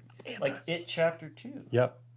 Or is it Volume 2? I think it's Chapter 2. I think they're going with Chapter 2. I'm so glad, by the way, that they decided to break it up into 2 movies. Yes. Thank you very much. They had a little bit of faith that it was going to do well, and it was a huge movie, man. Oh, so good. It owned. Yeah, it was good. I remember talking to you too. I went and saw it and really liked it, but I was a little cautious. It's like I really liked it in the way that I really liked Transformers from 2007. It just did enough for me to love it. But can I go back and watch it again and be more critical? Does the movie actually hold up? Is the movie good itself? Was I just feeling nostalgic and I was just happy that it didn't just suck? And I watched it again a couple of days later, and I was very happy to report. Did we go see that together? Or maybe. No? Maybe. I'm not sure. I was trying to remember if we did. So I think I saw it a couple times in theaters. Yeah, me too. And so it held up, man. It did. It had the right tone. It was this. It felt like the book. They really are doing the book justice. And have you been to the book yet, or did you? I've not gotten through the. I The tried book's the audio. a tough one because 400,000 pages. and I didn't read it, by the way. I have to be honest. I listened to the audiobook. But it's so dense. Like, I've read other Stephen King books. I've read a lot of Stephen King books, and they're tough to read. You really pay attention. You really have to pay attention, because if you're of the mind that you can kind of be distracted, or if you start wandering off and looking at your phone, and you will be lost. You will have to be like, shit, I got to go back a whole chapter. I had to do that a number of times. Yeah, so I understand like, if you... What are we talking about? But that's one I can listen to. Like, I don't want to do anything else when I'm listening to it. It's so good. And from what I've seen and what I've heard and read about with It Chapter 2, like, they're really doing some stuff that they obviously couldn't do in the miniseries. It was made for TV miniseries. So I'm very excited. The teaser looks cool, but It Chapter 1, directed by, I want to say his name's Andy Muschietti. Yeah. And he is, I think he might be of the James Wan-verse a little. I'm not positive on that, but he directed Mama. Yeah, he's got something else that he's attached to now, I think. You might be right. Let's see. His name came up the other day. I'm sure his name's going to come up a lot now. But it was, I can't remember if it was another Stephen King property or what it was. So his upcoming projects are The Flash. Oh, that's what it was. The Flash. What it was? Attack on Titan. That's like a big, anime, I think. Okay. I didn't know that about the Flash. Yeah, that was where I heard his name. Because they're not giving up on the Flash. Folks. Ezra Miller's still technically attached to it too. Interesting. I liked him okay. He was fine. So yeah, he did Mama, and I liked Mama a lot. Mama was a movie that I had no expectations of, and it just creeped me out. It was a good, creepy movie. Oh, it really was. So he came in. It originally was supposed to be directed by the guy who did the first season of True Detective.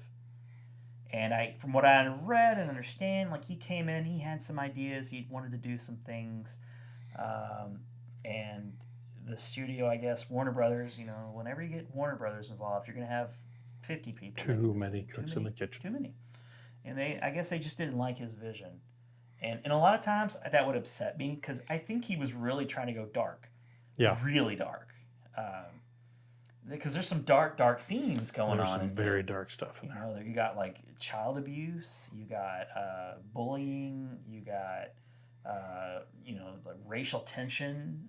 I mean, it's all there. A lot of really heavy, big themes. Yeah, it's all there. So I think he was trying to tackle some of those edgier themes, and it was just like, let's not. What they did was great.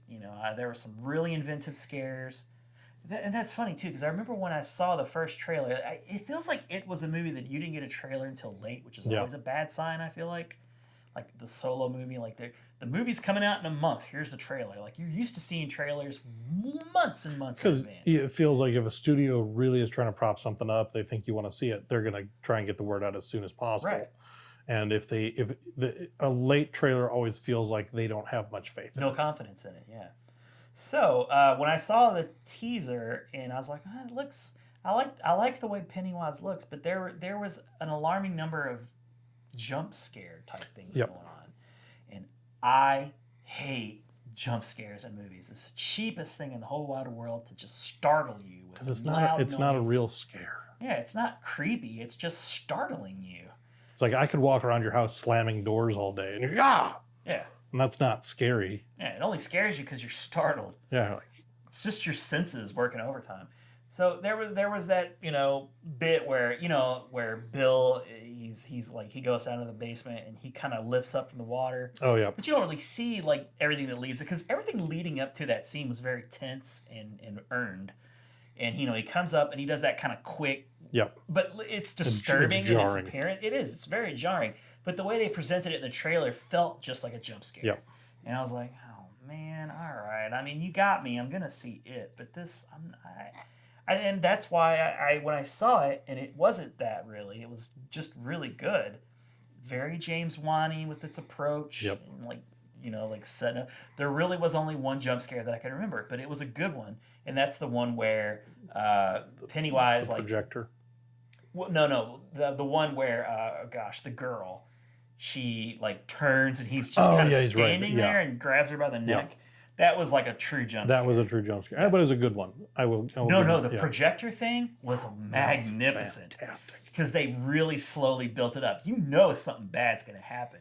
Because it's dark and they got the projector and they're kind of backed up to it. And you're like, what? I know something's going to happen because you just know it. You've seen a lot of scary movies. But the way he kind of appeared, wasn't expecting that. It was really good. So it was.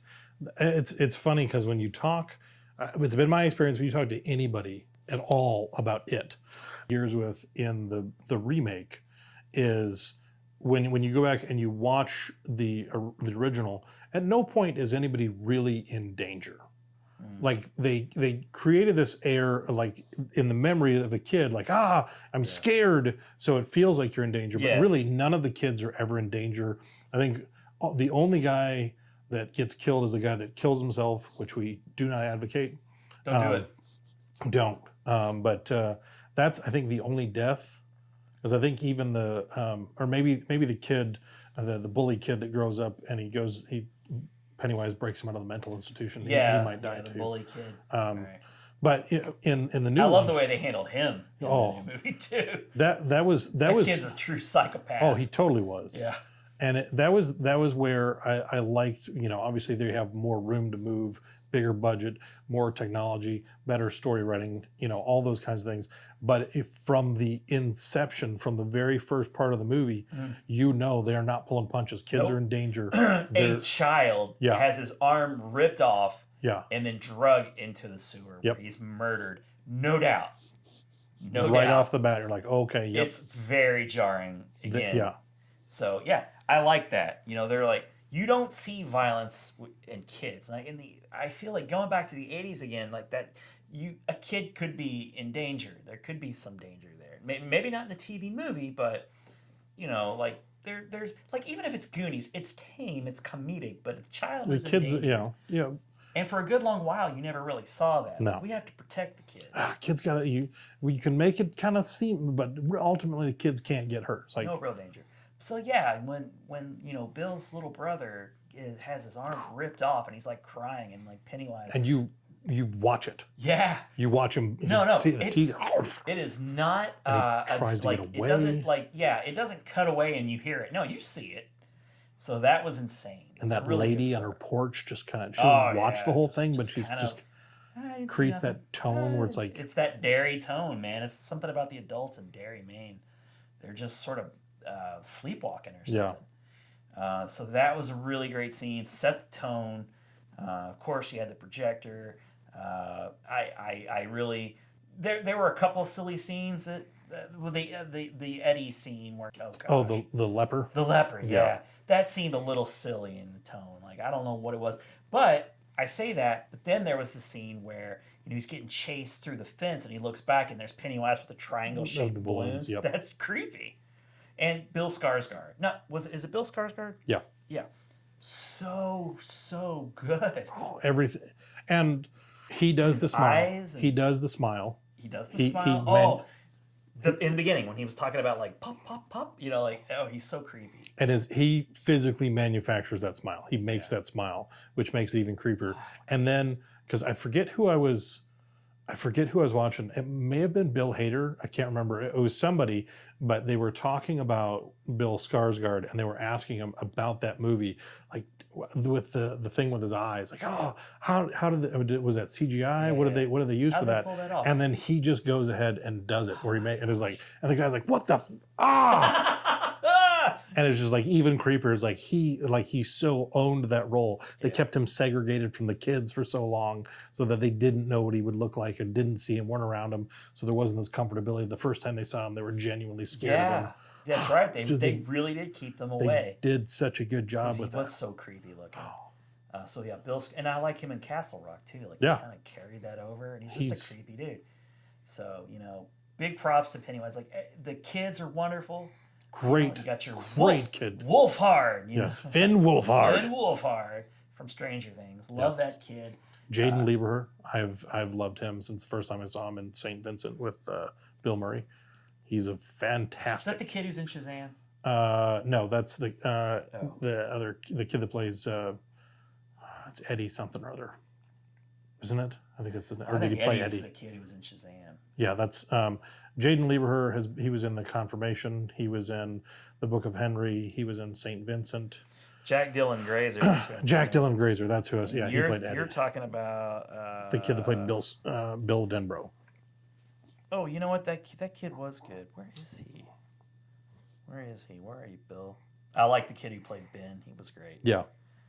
I've seen. He was in Goosebumps too, which I thought was a little below him, but okay. That didn't even have Jack Black in it, did it? It did briefly. Oh, okay. But it was not. It was not good. Why is Bill so damn far down the list?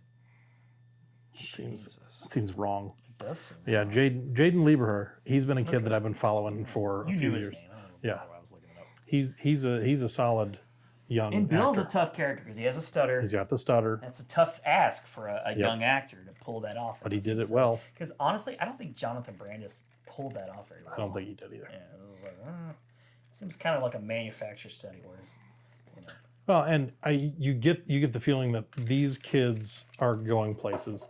oh God, that just like popped up on my screen. There you go. That's screen. not terrifying. But yeah, like all these kids seem like you'll see them in other things. I think so too. And that was not the case in the 1991. Seth Green is the only one that went anywhere. Yeah. You know, Jonathan Brandis killed himself, so he couldn't. Don't do it. But yeah, so and I love the cast they assembled for the adults. It's like an all-star cast. Man. It's gonna be so good. Speaking of Bill Hader, yeah. Bill Hader, James McAvoy. Who's the girl who plays? Jessica Chastain. Jessica Chastain, thank you. Gosh, I feel like there's even yet another big name. Yeah, there are people that you're gonna recognize. Yeah, for sure. And it's. I've read a lot. I mean, when stuff pops up. When I went and saw Annabelle Comes Home the other day, they had the trailer, the extended trailer with. Oh my God, where Jessica Chastain visits the old lady. The old lady. Oh my gosh, she's like shuffling in the background. So I love the evolution of horror movies now. Yeah, that, like, I'm with you, man. They used to just pump crap out on the regular just for the heck of it. Like, okay, let's throw another scary movie out there. Get a big name young actor from a television series. Yep. Cram it full of jump scares and a good soundtrack, and people are going to go see it. And yeah. Damn it, we did. And you wouldn't have to pay a lot of money because most of your other actors are unknowns. Your main villain won't be seen all that often, so right. You know, you don't have to, you know, and even with that, it's like Robert Englund became a household name because he played Freddy so many times. Yeah. It took a little while, but he got there. Yeah. And there was never anybody, you know, I think with Jason and with Michael Myers, like the person that played Jason the most played him 3 times, maybe 4. So like there was never an actor associated with those. But like when you get to the caliber of horror movies that we have now. You talking about the Kane guy, whatever his name is? Yeah, Kane. Like he was in a bunch. He played him. He played him a number of times, but it was still. He's probably got the most Kane something is. Yeah. He's got the most notoriety, and I still can't remember his last name. I can't either. Sorry, Kane. Sorry. If you're a listener, watcher. If you're one of the 22. If you're learning English. We don't want to go back to 21. No, we don't. But yeah, it Chapter 2, super excited. Excited. Great. Probably one of the best remakes of any franchise we've seen. I think so. Yeah, I really do. I I'm coming at it from perspective as a fan, so I have that bit going for me, you know, but I think it's objectively a great movie. I really do. Well, I don't know if I would say it's a great horror movie, and it's objectively a good remake. I think you could make the case. You know, there's compelling writing, there's solid acting, and to think about the vast majority of this movie is perpetuated by children. You know, they're the driving force. These kids don't have the range of experience that most of your adult actors would have. So to think it helps so much when the child actor is good. To know how well that movie did, and it wasn't just because Pennywise was genuinely scary. I loved Sophia Lillis from The Beverly. She was so good. She's in the new Nancy Drew. She's got a movie out. I'm watching that. I don't care about Nancy Drew, but I liked her that much. She was a great little actress. I mean, it was nice that they had a couple of names. I mean, the Jack Dylan Grazer, you know, I like that. You know, he's in Shazam.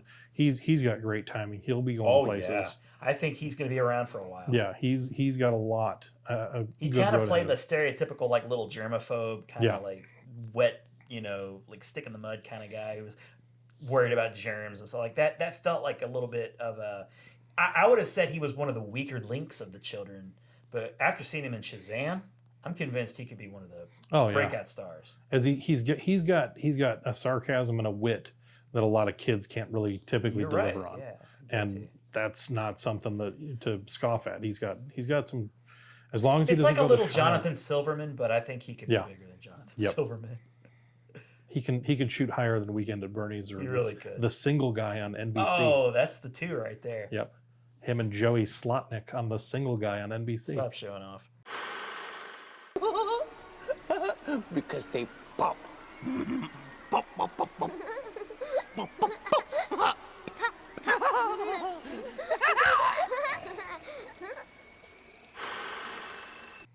All right, man. What's your number 2? All right. Let's see here. 4.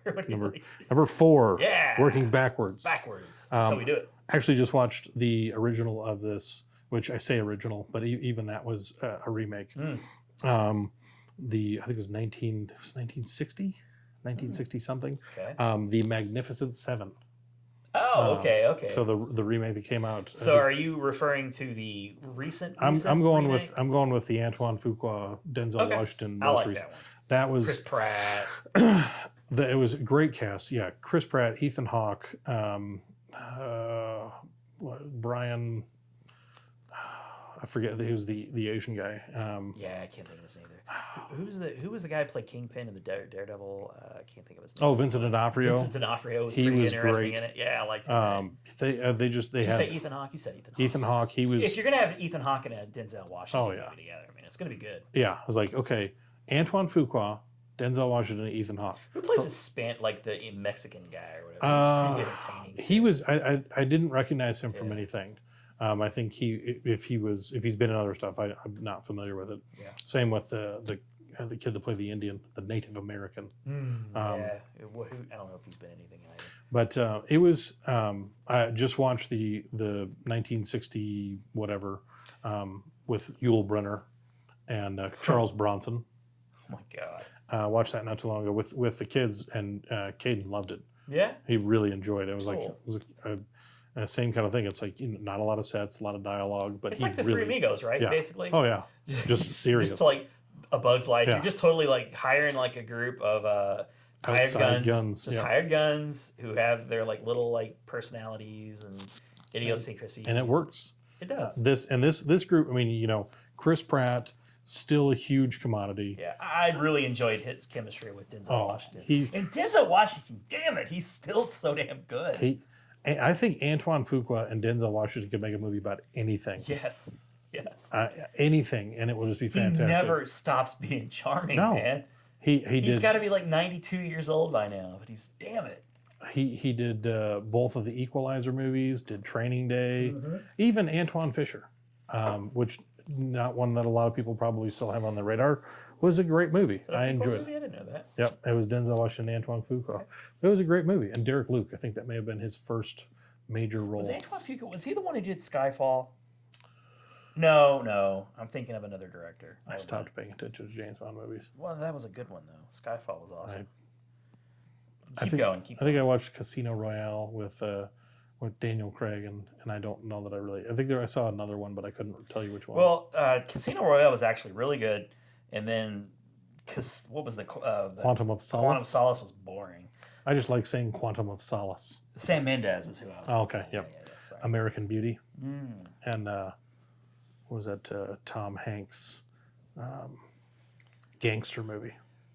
That was good. Yeah. Was it Arlington Road? No, that's now it's gonna bug me. Keep going. Don't let it distract you. But yeah, don't let it bother you. I'll get you. The Magnificent Seven, Revolutionary. No, it wasn't Revolutionary Road either. That was a different one. Something Road. There was a road involved. Road to Perdition. Road I to don't even have to look it up. I just remembered it. Road. Roads. Just like our microphones. But from the first trailer of Magnificent Seven, because it's one of those like in the modern day you don't get a lot of cowboy movies. No, that's not a thing that you see very often anymore. And this was a really fantastic cowboy movie. It was nice because you take a lot of the cinematography and the things that are available in today's movie making, and you use that to elevate the story. Yeah. But you're still limited because we can't have Transformers explosions. We can't have laser guns and robots. Yeah, Michael Bay. Where's Michael Bay when you need him? This is a Western? It's like a Western. So I guess we'll have cowboy robots. Do we have a giant mechanical scorpion in our Western? Let's see. We could do that, right? Bold move, Cotton. But it was you get a ragtag group of guys together. And again, Chris Pratt capitalizing on his. I mean, he's kind of box office gold in a lot of ways. He's his own charming kind of guy. He's riding the whole Star Wars Jurassic Park remake. Yeah, you can put him in everything and it would be fantastic. Yeah, I like him. Ethan Hawke. He kind of went away for a while, and I can't say that I was ever a huge Ethan Hawke fan. I liked him in The Explorers. He's had his moments. Yes, it was him and River Phoenix. who else was who's the third kid? It was another kid. Some other kid. Some kid. Probably an adult now, but I don't know. Oh, probably. Hopefully. Unless it was Jonathan Brandis. Ooh, Winther again. How many times are we going to go there? We're going to get the family of Jonathan Brandis. That's where the cease and desist They're is going to find us. Stop talking about Jonathan. What if they were one of the 22? Well, then, depending on the size of that family, we may have just cut our fandom in half. We'll send you a nickel every time we mention it. But yeah, it was a great group of guys, really compelling cast, and it was fun. You know, there's kind of that. Anytime I turn on any Western movie, and I'm not a big fan of Westerns. Me but neither. there's just kind of one like every that, 10 years, I'm good. There's kind of that like internal cowboy part of you that just like, you know, you're watching it and you're like, it's very American. I kind of want to shout yeehaw right now, and you just do it. I just want to I just want to like throw the thing that you tie to the horse and just get it to go around the post. Yep. Just kind of lazily, just drape it over the fence. Go into a saloon. A saloon. I do. I want to go into a saloon. Order a sarsaparilla. Push through one of those like double doors. Yes. Oof. I looked into getting some of those for my desk at one point. Nice. I like that.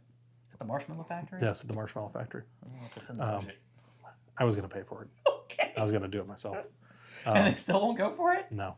Bastards. Those Stay Puft bastards. But yeah, everything about that movie I just really enjoyed, and it was going back and watching the original, which I say original, it was a remake of this is Akira Kurosawa's Seven Samurais. Sure. So, and I've not, I think I've seen bits and pieces of that. I've never sat down and purposely watched Seven Samurai. When was the original? What year? The cowboy one was the 60s. It might have been 1960. I can't remember. Yeah, that's the Charles Bronson one, right? Yeah, and then the Akira Kurosawa Seven Samurai was before that.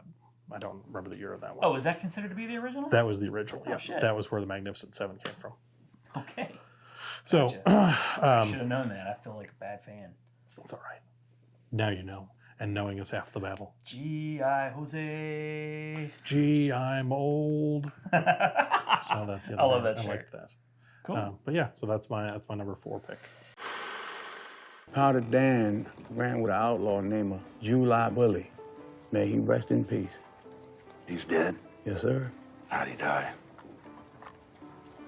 Whispered in his ear. Good one. All right, so my number 2 pick is going to be a remake of a movie that I actually haven't seen. And it's funny, it's not even a movie that was all that old when they remade it. Some of these aren't, yeah. Yeah, no, so The Girl with the Dragon Tattoo. Okay. James Fincher. David Fincher. David Fincher. Yep, with Daniel Craig. I've not seen it. Oh, you haven't? Nope. It's really good. I've heard good things. It's really it's good. one of those, it's got like, one of the Skarsgårds in it seen. too, like Yeah. the father, dad, whatever his name is. Yeah, and Elizabeth Salinger, she's like an actress that's Numi Pace, right? I don't know, I forget her name. It's really good. It has it's got a really weird intro. If you watch it, you'll be watching and go, what the hell am I I watching? need to see if this is streaming somewhere so I can watch it. It's so good. Yeah. And after watching the movie, I still haven't actually seen, I think they're like Norwegian or something, you know. I can get down with some Scandinavians. Get down to some Scandinavian flicks. They made all 3 movies in the Scandinavian versions. And they made the Girl with the Dragon Tattoo, the recent, and they did another one. Now, I don't think it was supposed to be a reboot necessarily. Was it a sequel? But they didn't get anybody from the original movie. You know what I'm talking about? The one that just came out this past year. Oh yeah, the girl with the something. Yeah. It was another girl. It was a different girl. The Spider's Web? Girl in the Spider's Web? Spider. I think I actually bought that. Did you now? I haven't watched it. Was it okay? I haven't watched it. You've seen that one, but no, I haven't. Oh, okay, even the one I've bought, I haven't watched yet. Do you like David Fincher? I love Zodiac. David Fincher. I love David Fincher. It's a David Fincher movie. Everything. I'm shocked you haven't seen Girl with the Dragon Tattoo. I really am, because it's a quality movie. It's really creepy. So I hadn't seen the originals. Now there's a couple of these movies I think that I call them remakes, but I just know they're remakes. But that didn't stop me from seeing it when it was coming out, because it just looked cool, and I love David Fincher. Goran Visnek's in it. It has a very once again, it's a very Scandinavian cast. Yes. So they didn't cheat. They didn't just go out like Hollywood left and right. They didn't like slip Ben Affleck. Beth Davids. You gotta love that.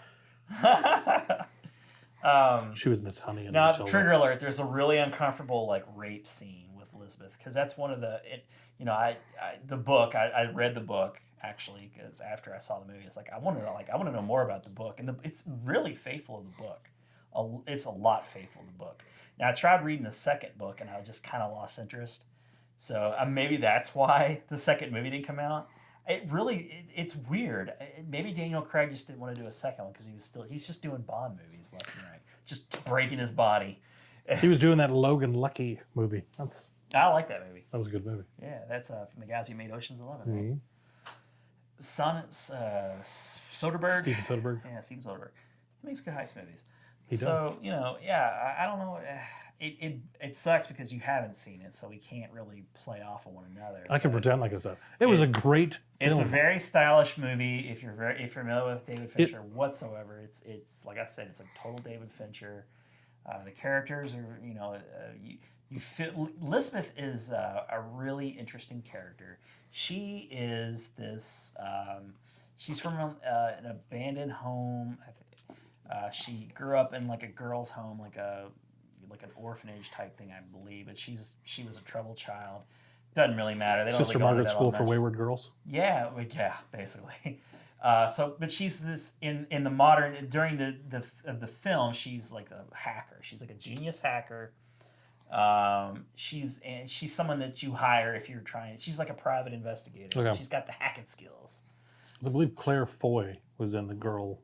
Oh, you're right. I think you're right. So yeah, and I like same kind of same kind of feel. Might be there. Might be good to watch because I didn't really know of Claire Foy when that movie was coming out. But then I saw her in SNL and I was like, I really like this Claire Foy. She's got some chops. It was the reason I got that one is because it was one of those I felt like taking a chance on, and I got it secondhand at Family Video. Okay. So it was inexpensive, and I was like, you know what, I'm gonna take a chance on this. How bad could it be? Rooney Mara plays. Oh, okay. Let's see. And I think she was in Prometheus. I think you're right. Yeah. She's been in a few things. I like her. She's good in dramas. Yeah. I think she was phenomenal in Prometheus, actually. It's like that movie 8mm, but done well. It's not as sleazy as 8mm. There's some sleazy aspects to it. I don't want to give too much away, but there's a lot of like things it takes place in a small like island, like a small town. And, so like there's that. It's got that going for it. Things are a little uncomfortable on the island.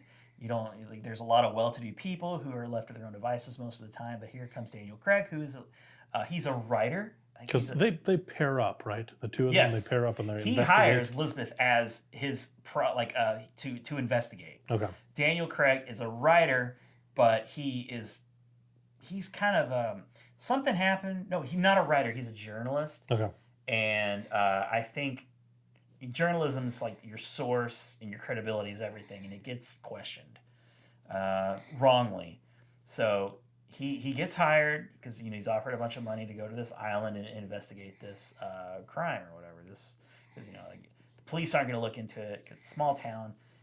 So they bring in Daniel Craig, and Daniel Craig just wants somebody who's like a crack investigator.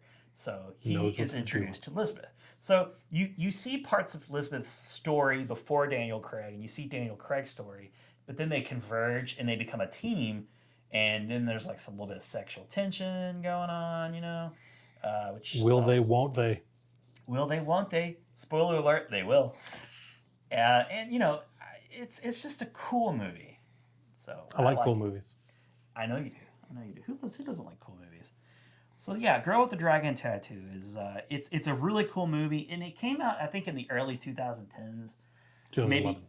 Okay. Yep, so you are correct. Yeah, it's a movie that I think was big for the week or two that it came out, and then people just didn't care anymore. It's not a David Fincher movie that people go back to. Like, oh, I love David Fincher. Seven, Zodiac, like other stuff. Fight Club, yeah.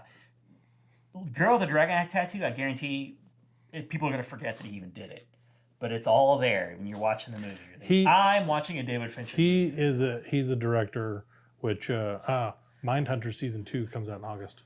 Oh, cool! Yeah. Oh, I love that. On Netflix. Yes, he is a very skilled director. He will do things like with Zodiac. He caught some flack because he really only presented stuff from one perspective. But that's what he was doing. That was his intention. Is he took the book that Robert Graysmith wrote and went with that whole angle. But he does his due diligence. He really puts a lot of effort into his movies, and it comes through in just about everything.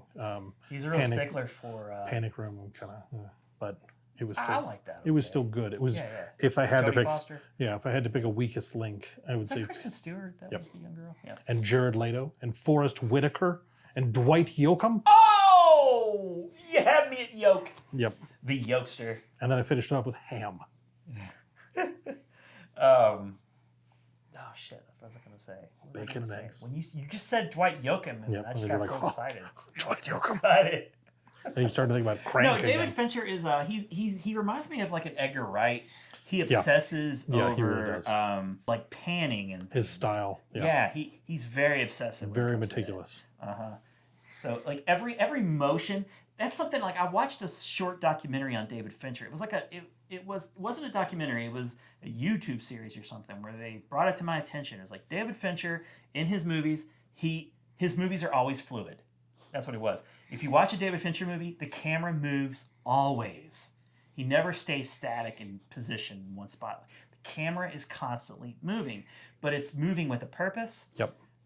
With the actors and like what he wants you to see and moving in and out of frame. So sometimes you realize you're watching something like a good director, but you can't put your finger on what it is. And I like reading a book or watching listening to a podcast or watching a YouTube video where they can actually see it. Their eye is trained and they can actually break it down for you. He's one of those guys. Like, yeah, his movies are great because he is a very interesting, obsessive director. You know, like kind of like a Stanley Kubrick. Yep. Maybe not as nuts because he doesn't. I don't think he tortures his actors takes. Quite like Stanley did. No. 80 million takes. But anytime David Fincher is involved with something, I'm instantly interested. Yeah, throw that name out there, and I'm already on board. Yeah, so you definitely need to check that out. Yes, and you guys need to check that out too if you haven't seen it. It's really good. And that's my second remake. What I'm going to do is I'm going to tell you a story, and if it entertains you, maybe you'll decide to help me research further. And if not, I'll do the washing up, and you'll never see me again. You know, you should eat that. What kind of research? Elizabeth. Oh, can I call you Elizabeth? I want you to help me catch a killer of women. Adam, boom. What's your number 3? Number 3. Yeah. This is one I really wish it would have blossomed into a new franchise. It came out a few years ago, 2014, and it had a great cast. It was RoboCop, the RoboCop remake with Joel Kinnaman. You love that guy? I love Joel Kinnaman. I really don't know why. Just about everything he's in, I really enjoy. He's a great actor. And it had Michael Keaton, and you had Gary Oldman, and you had Jay Baruchel. I love him. I do like him. Yeah. It was kind of funny that you saw him pop in there, but he did, and I liked it. And I liked the story. I liked the whole from start to finish. I bought into it. I loved it. I loved the nods to the original. I think probably one of the things that did it the most harm was they went PG-13 instead of R. Oh, yeah. So you have fans of the original that were very violent and very intense in that way. R, man. And it was in some instances, especially with this, I think that really does a disservice because I think with a RoboCop, you get a lot more nostalgia value than you do bringing in a new audience. You'll get some new audience, but I think they would be there either way. Yeah. And I think because the original hit so much harder than the remake, that it was just hard. Paul Van Hoosen? Yeah, Verhoeven. He's an intense, very stylistic. Yes, director. Controversial. There was a lot of violence. I mean, it was a dark, even for the 80s, it was dark and gritty, and there was a lot of that, and there was a little bit of grime on that movie. Yeah, there was, who'd thunk that they would accurately call back in the 80s what would happen to Detroit, and they did. They did. They really did. It was like, hey, RoboCop, this is probably going to actually happen. People live in Detroit like, oh man, I don't like the way they're portraying us. Ah, damn it. Too bad it was accurate. Just sans robots. Yeah. But, when are we going to get our robots? Oh, they're coming. They're coming, man. Now, the RoboCop remake, I'll go ahead and say it was a little disappointing for me just because, I was a huge fan of the original. Yeah, I had a lot of nostalgic feelings. I was going to give it a try. I like Michael Keaton. I didn't have anything against the new RoboCop. You can only have one Peter Weller. You can't keep making RoboCop movies well into the 2010s. So, but the one scene that I really did appreciate was where Murphy is becoming aware that he's not human. Yeah. And it was a rough scene because they start disassembling him to where he was just more or less like a membrane and a head. He was a head and like a lung and a heart. Yeah, and that was like that was really well done. That was it didn't have to be R-rated. It was well done. Well, and then because the story progressed, they had to sell him, to the public, and he was, to make him competitive with, because Jackie Earle Haley, he was in it. He was the guy that was so skeptical about. He was the military guy. Yeah, he was the military guy that he preferred the robot versions, didn't like the idea of putting a human in. Yeah. So they jacked up all of the computer parts of him. So did they have an Ed 209 version? They kind of sort of did. Okay. It wasn't. I mean, it wasn't as clearly established as they did in the It wasn't original. like Harryhausen, like no, like stop motion. No, it was that. Because they had him kind of in the open with Sam Jackson, who was like the political talk show host guy, talking about how we got robots all over the world. Yeah. I liked everything. The things, the stylistic aspects. It was very sleek, very modern. I liked all of the updates to stuff. It was a lot of it for me was driven because I really enjoyed Joel Kinnaman. But I've probably watched RoboCop 7-8 times. I think the movie suffered the most from not having this like an on par villain as in the first movie. Yeah. Was it Boddicker? Yeah. Yeah. So he was so good. He really Eric was. Foreman's dad from that Kurtwood Smith. Good, nice, very well done. He was such a good villain. He really was. And if you subtract that from the movie, if it's a remake especially, people are gonna feel that. They're gonna miss it. Yep. So I think that like the RoboCop, he was fine. The story is just the same story. And another thing, because you have a PG-13 movie, they couldn't get to the trauma of his death. Oh yeah. So in the original movie, he's in front of his partner, like they shoot his hand off, his arm, basically blow him away. Yeah, they blow him away. He's just like cut down. Yeah. And in the new one, he just dies from an explosion. It was an explosion in front of his house or something. So not as traumatic. No. So. Especially visually, yeah. That was one of the big contrasts. Is visually there was just less. Well, because Peter Weller's reacting to those Yeah. memories, throughout the movie, and he's traumatized. Very much so, and they had to take a lot of that out, just for for the story that they were going for. That was, so it was regret. I know there's talks right now of another one coming out, and I think we were looking at it the other day. I forget who's directing. But I feel like it is in semi-capable hands. Yeah. But it's going to essentially erase this one, which is kind of unfortunate, but I understand because I enjoyed it tremendously. But is it Neil Blomkamp? Oh yes, that's who's doing it. Yep. His name. Why is his name always attached to stuff and reboots? He does. He was in the Aliens. He's supposed to do Aliens. He loves robots too. He did that. He's done a District 9. Did District 9, It's Elysium. Yeah. And what was it one about? It was about Chappie, about the robot. He does like robots. So he loves robots. He's good at them. He's good with robots, so I'm fine with it. Okay, whatever. And Boddicker, how you say his name? Henry Boddicker? Yeah, he's going to be the villain in the new one. Yeah, so which is, I think that's going back smart. to the roots. That's I think smart. so too. Okay. It'd be hard to recast Kurtwood Smith, but it's not impossible. It's not impossible. No. It was just his actions. He was just such a reckless, scary guy. Like, people you can't control who are just a wild card, like the Joker. Mm-hmm. He was kind of like this the Joker. dude's crazy. He is. All right, we got anything? So nope, I'm good. We'll overlook this little. Get down on the ground and put your hands behind your back. I'm just from marketing. Now. Okay. Yep. Alex, we need to work together here because I'm the only one with the technology to keep you alive. Dead or alive, you're coming with me. Moving on to my third? Your third. Okay, so for my number 3, I'm going to go with Evil Dead 2. Ooh. Sam Raimi, it's basically just a remake of Evil Dead. It's like the same movie, which is so weird. Evil Dead 1 was done on a shoestring budget. Yes. Are you familiar with the Evil Dead movies? Have you watched them? I am. I didn't see the remake that they did a couple years ago, but I know it was okay. Evil Dead 2, and Army of Darkness. Bruce Campbell and Sam Raimi forever attached. You know, I love how Bruce Campbell just sort of pops up in his like the Spider-Man movies. Yeah, Ash. And the Evil Dead series that came out recently. It's a good series. It's really good. So yeah, Evil Dead 2, this poster is iconic. Yep. With the skull and the actual eyeballs. I remember seeing that hanging in video stores and being terrified by it.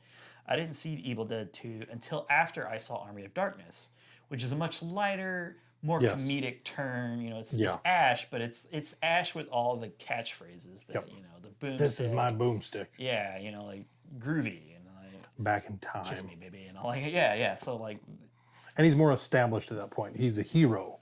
In the first 2, he's a reluctant hero, if you will. Evil Dead 1 is really kind of it's a fucked up scary movie. Yeah. There's a tree that rapes a girl. Yeah, the tree scene that's very bizarre, which I think they actually attempted in the remake. I think they had that tree. Yeah, probably. I liked hearing how the process of how they filmed that. They just did it in reverse, all of it. They just did the whole thing in reverse. But yeah, so with 2, it's a great mix of the serious tone and the horrific tone of the original and Army of Darkness. It's kind of like in the middle. It starts off pretty serious, and then at a certain point when Ash's hand becomes possessed and he cuts it off and he goes with the chainsaw, like it starts to that's when Army of Darkness Ash kind of comes about. And I think they're having some fun with it at that point. And so if you're familiar with the show, this is where Ash is born. That's where really, truly. Yep. He's just really not even much of a character in the first movie or in half of the first movie or the second movie. So it's great. I feel like a lot of horror movie tropes kind of go back to the Evil Dead movies. Because it was really, there were genuinely scary moments. It wasn't that they just totally went for comedy. There were I mean, the makeup and the prosthetics and all that stuff that they did. The room where he's kind of going the crazy, where their animals are like the deer on the head, it's comes to life, and he's just going nuts. I love the whole the design idea of cutting off the hand, which that whole scene was scary. Yeah. But then he just duct tapes a chainsaw, which is it's great. They did a lot of really cool stuff, to elevate. The first one was kind of like this. It was like a Blair Witch Project kind of thing. They had no money, they made it, and somehow they pioneered that first person shot. I mean, Raimi's done it in a lot of his movies since then. But yeah, so you don't see this entity, this monster ever. You just always kind of see its perspective, and it's kind of zooming through the woods and crashing into the car and stuff. It's always chasing. It's non-relenting, and it's coming for you, and it hits the door. And, you get moments where you can settle for, but even then, you can't really rest. Yeah, you don't get that. No, you never get a. You rarely going. Get a rest because it's one of those scary movies where people are getting picked off one by one. And the book of the Necronomicon it's a really cool prop. I love the look of the book. You just can't go into a hotel in the middle of the woods and find a book and start quoting from it. It's reckless. It wound up in one of the Friday the 13th movies too, 6 or 7. Oh, that's right. There were little homages actually. Sorry. There were homages to the Evil Dead, and then they went back and returned the favor or whatever. Yeah. So the actual book was in one of the movies, and the reason that Evil Dead, because people. No, I'm thinking of something different thing, because there's a movie with the poster. There's some sort of story where there's a movie with an Evil Dead poster, and then I think Sam Raimi maybe in Drag Me to Hell returned it with something. Yeah, I don't know. In Evil Dead 2, because I forget which studio, whoever had the rights to the first Evil Dead. Gosh, who knows? When they were making independent all the way. They were making Evil Dead 2. Sam Raimi didn't own it. They were making Evil Dead 2, and the whole opening sequence where they're trying to like previously on Evil Dead, that whole thing, they had to reshoot everything. Oh, that's true. Yeah. So they had to reshoot all that because people were like, "Oh, this is just the first And Ash is like older. Yeah, it was like Bruce Campbell's, 6-7 years older, I guess, at that time. They wanted to just like, oh, here's scenes from the first one, so you know what's going on, where they're at. Yeah. But they're like, no, we own the rights, and you can't do that. So like, fine, we'll just refilm it. Refilm the. So they refilmed it. And people were like, well, this is just the same movie. Trip. Yeah, but that's why. It was, I didn't know that was why. Yep. I just figured that was a choice they made. But yeah, I was like, okay, fine, we can't have the original footage. We won't use it. We'll just reshoot it. And I think that worked out well for him. It worked out very well. It would have been weird to see that, because Bruce Campbell was very young in the original Evil Dead. To have him looking a bit older, that chin. I mean, like, he's still a youngish man, but he wasn't like, he looked like a kid in the original. They were some kids that went out of the woods and shot a scary movie over a long weekend. Right. And I dig that so much. I love it. You were right. You hit the nail right on the head with Blair Witch. It feels like the Blair Witch, just low budget. I think they filmed a majority of the movie like in Michigan in their basement, and it worked. Yeah, just everything worked. Like the demon, when people get demon possessed, it was creepy. The girl they had to lock in the basement. Oh yeah, she was creepy. Very. But it was that dark humor where it's like you would still that was kind of your reprieve, is when you could laugh for a minute. Yes. You weren't just scared. And that's why I liked Evil Dead 2 so much, because there were those moments where it's like you're allowed to laugh in this movie even more so. Usually if you're tense and scared, you want to laugh. It makes you feel better. It's just a natural thing your body does. But there's some stuff played for laughs. It breaks up the tension and keeps, because it's easy in a scary movie to just get overwhelmed and kind of disengage from it. There's that part where it's like you scare somebody, like, oh, here's a piece of candy. Stay engaged. Yeah. Like, oh, okay. Okay, well, thanks for the candy. That works. I won't leave. When I went to see Annabelle, 2 people left the theater with like 20 minutes left in the movie. It's like, what? Are you serious? You've left the theater? What are you doing? What is wrong with you? You shouldn't have been allowed. It's not like they were leaving at the end of the credits. Like, no. 20 minutes left to go in the movie? Maybe they've seen the movie and they were just like, you know what? I love this movie except for the last 20 minutes. I'm going to bounce. I want to watch all of the stuff leading up to the end and then just skip the resolution. That reminds me, going back to Magnificent Seven for a second, if I may. Certainly. When I went to see that in theaters, I saw all the movie up to the part where they actually come to town after they were setting up all the traps and shit. The movie went out. That's the worst. Payoff.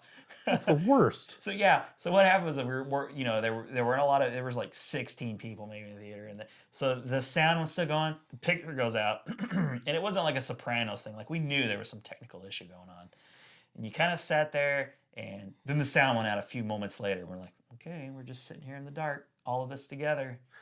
16 strangers in the dark. Woohoo! We're calling out. So nobody wants to get up. Then finally a hero stands up and walks out to go tell a manager, I guess. And, 5 minutes goes by, 10 minutes goes by. I'm like, damn it, I want to watch the rest of this movie. I know there's only like 15 minutes of the movie left, but it's like the part that's the payoff, man. That's why I'm It's here. the damn third act that we're leading up to. I know what's going to happen exactly in this third act, but I still want to see it. Because Chris Pratt and Denzel Washington, Ethan Hawke, man. And so what ended up happening was there was a power outage in the whole theater.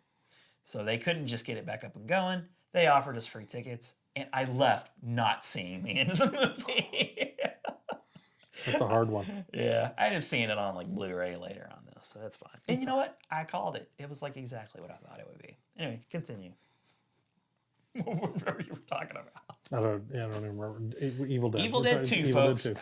See it. If you haven't seen it, definitely see it. It's a great movie. Yeah, it's a horror movie, staple. Yeah, it's a fun one. It's a fun one for a reason. It's classic. And if you dig it, there's a lot of other. That's one of those things that's nice. There's already. You have. Yeah, if you're a fan of Sam Raimi, check out some of his other early 90s like Darkman. Darkman was great. Yeah. And then, if you're a fan of Spider-Man, Sam Raimi. Guess what? That's Sam Raimi, folks. Just There, Maybe you know, not like the third one. scenes where like there's some like something flying through the air, like the web or whatever. Well, they did that with an eyeball, and Evil Dead too. Yep. An eyeball gets squished out of the girl in the basement. Yeah. It just goes flying through, like camera behind the eyeball. Sam Raimi 101.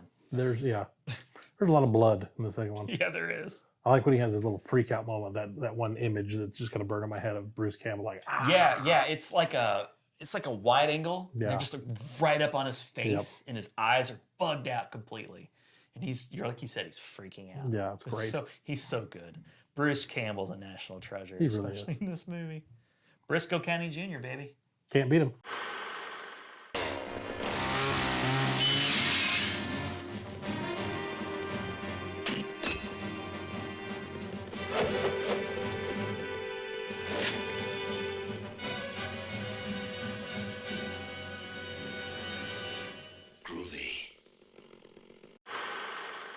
All right, number 4. Number 4. All right.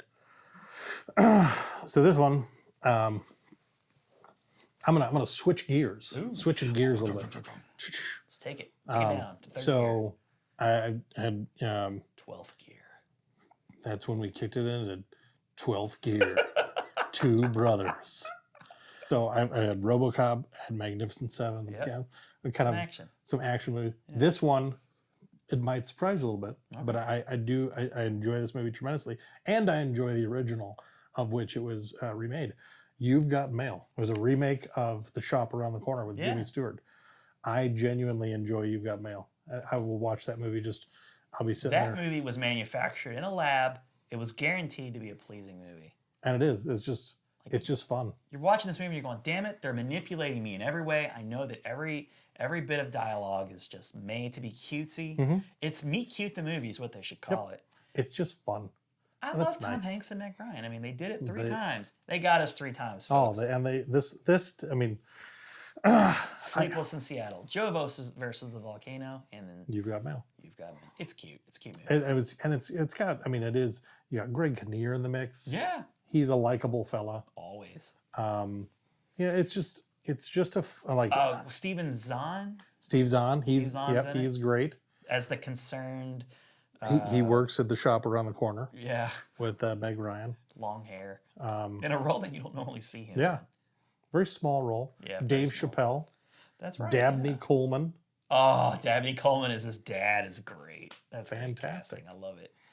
And I forget the actor, but the guy who played Clark Griswold's dad in Christmas Vacation I don't know the actor plays either, Tom but- Hanks' grandfather. Love him anyway. So there you go. Yeah. It's one of those, Jimmy Stewart. I think Jimmy Stewart may be my favorite old era actor. I love Jimmy Stewart in just about. I was saying the other day. Can you do a Jimmy impression? No. Okay. I could work on one.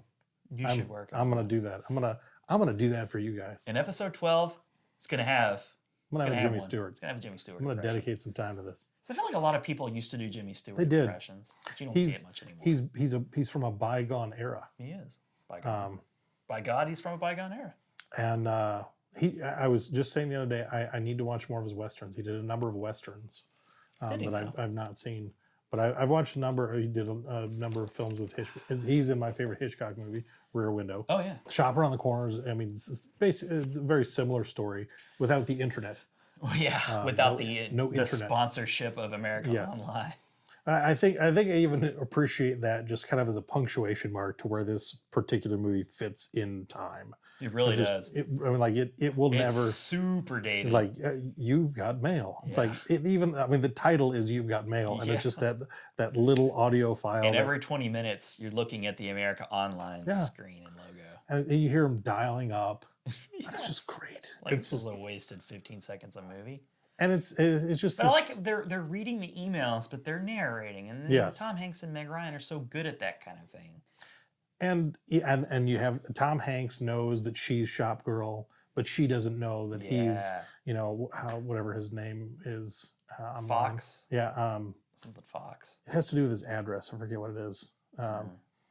But Oh, you mean his his handle? his handle, Okay, sorry. Joe Fox is Yeah. But and Kathleen Kelly, and it's just that he knows, and so he doesn't manipulate the situation, but he kind of starts working it in a different way. He figures it out. Yeah, he figures it out, and so is that an advantage? They start bumping into each other, and they kind of develop. They have this rivalry because she's the small bookshop owner, and he's the big box store. I always felt like she took it better than a lot of people would. He put her out of business. I mean, like he took away her livelihood at the shop that her She's mom. Like, I hoped it was you or whatever. Yeah, and it's like, you should be really pissed at this him. guy is a total. He has been working you and manipulating you for who knows how long. And it's because it's Meg Ryan and Tom Hanks are like, nope. They just love each other. They just love each other. And it's this because there's so. I mean, like I watch so many different types of movies. I watch action movies. I watch dramatic movies. I watch horror movies. I watch comedies. All these different things that pull me in so many different directions. I feel like You've Got Mail is one of those movies, and it's probably my favorite movie to just kind of clear the palate. Like it's a comfort movie. I can just put it on, and it just makes me feel good. I'm just like, it was a good movie. It's a good movie for white people. Yep, white people feeling good about things. And Dave Chappelle. Who's, there's your diversity right That's there. the diversity. We got Dave Chappelle. I believe Tom Hanks and Dave Chappelle will be friends. Yeah. Oh yeah. Totally. Absolutely. Maybe. But yeah, I was like, I like it. That's a good one. I think that's my happy. favorite remake that you brought up so far. It makes me happy. It makes me happy too. I remember seeing it in theaters, being jazzed about it. It's like as a fan of their other movies they were together, and Tom Hanks was like could do no wrong in this period of time. This may be Meg Ryan's last good movie. This is pre jacking up her face with Against the Ropes with Omar Epps. Yeah, I don't care about that one. It was terrible, but this was like Meg Ryan for a number of years, probably through the mid to late 80s to most of the 90s. She was that girl next door. Yeah, she really was. That was her reason for being famous. Cute as a button, always. And I even like struggled through that. What was that City of Angels movie with Nick Cage? Oh yeah. God, that movie's sappy, but I mean, she made it so watchable and enjoyable because you want to love Meg Ryan. Yeah, because she played. I mean, every character that she played was just Meg Ryan. I mean, that's true. Yeah. She's kind of like Jennifer Aniston in that respect. When Harry Met Sally, I'm just being Meg Ryan. Kate and Leopold. I haven't seen that one. Proof of Life. That I think I've seen. That was where she met Russell Crowe, and they had their little thing. They had a thing. They had a thing because I think she was married to Dennis Quaid. That's right, for a number of years. And then her and Russell Crowe made a I movie didn't together. know that. And I just thought they might still be together. I think there was a thing there. Damn, so yeah, you've got broke mail. up my little 80 like those two and Kurt Russell and Goldie Hawn. Those are like the two couples you could count on. You could just put them on like a snuggie. Right before You've Got Mail was Hurly Burly. Meg Ryan was in Hurly Burly in 1988. I kind of want to see that now. Just based on the title. Nope. Hurly Burly. I was watching I want to find all the copies and burn them now. So I was watching the television show A Minute with Stan Hooper with my one of my comedic favorites, Norm Macdonald. I was watching that the other day. Norm Macdonald. And you pulled me back in with Norm Macdonald. I love me some Norm Macdonald. And he I hate loving people just by, being adjacent to something I love. Hurly Burly was the word. Hurly Burly. He was trying to use that word in his television Minute with Stan If he Hooper. said that, I would laugh. It was Hurly Burly. If Hurly Burly was a movie starring Norm Macdonald. Oh, I'd watch it all day long. All damn day. All damn day. All right. So yeah, You've Got Mail. You've Got Mail. You've Got Mail. I liked it. It comes on cable all the time. I don't change the channel. I own it. I was pleasantly surprised when I bought the Blu-ray because it had the DVD for The Shop Around the Corner in it. Oh, cute. So I got to watch it. Sorry, it's from The Godfather. It's when the movie producer realizes that Tom Hagen is an emissary of Vito Corleone. It's just before the horse's head ends up in the bed with all the bloody sheets, wakes up and it's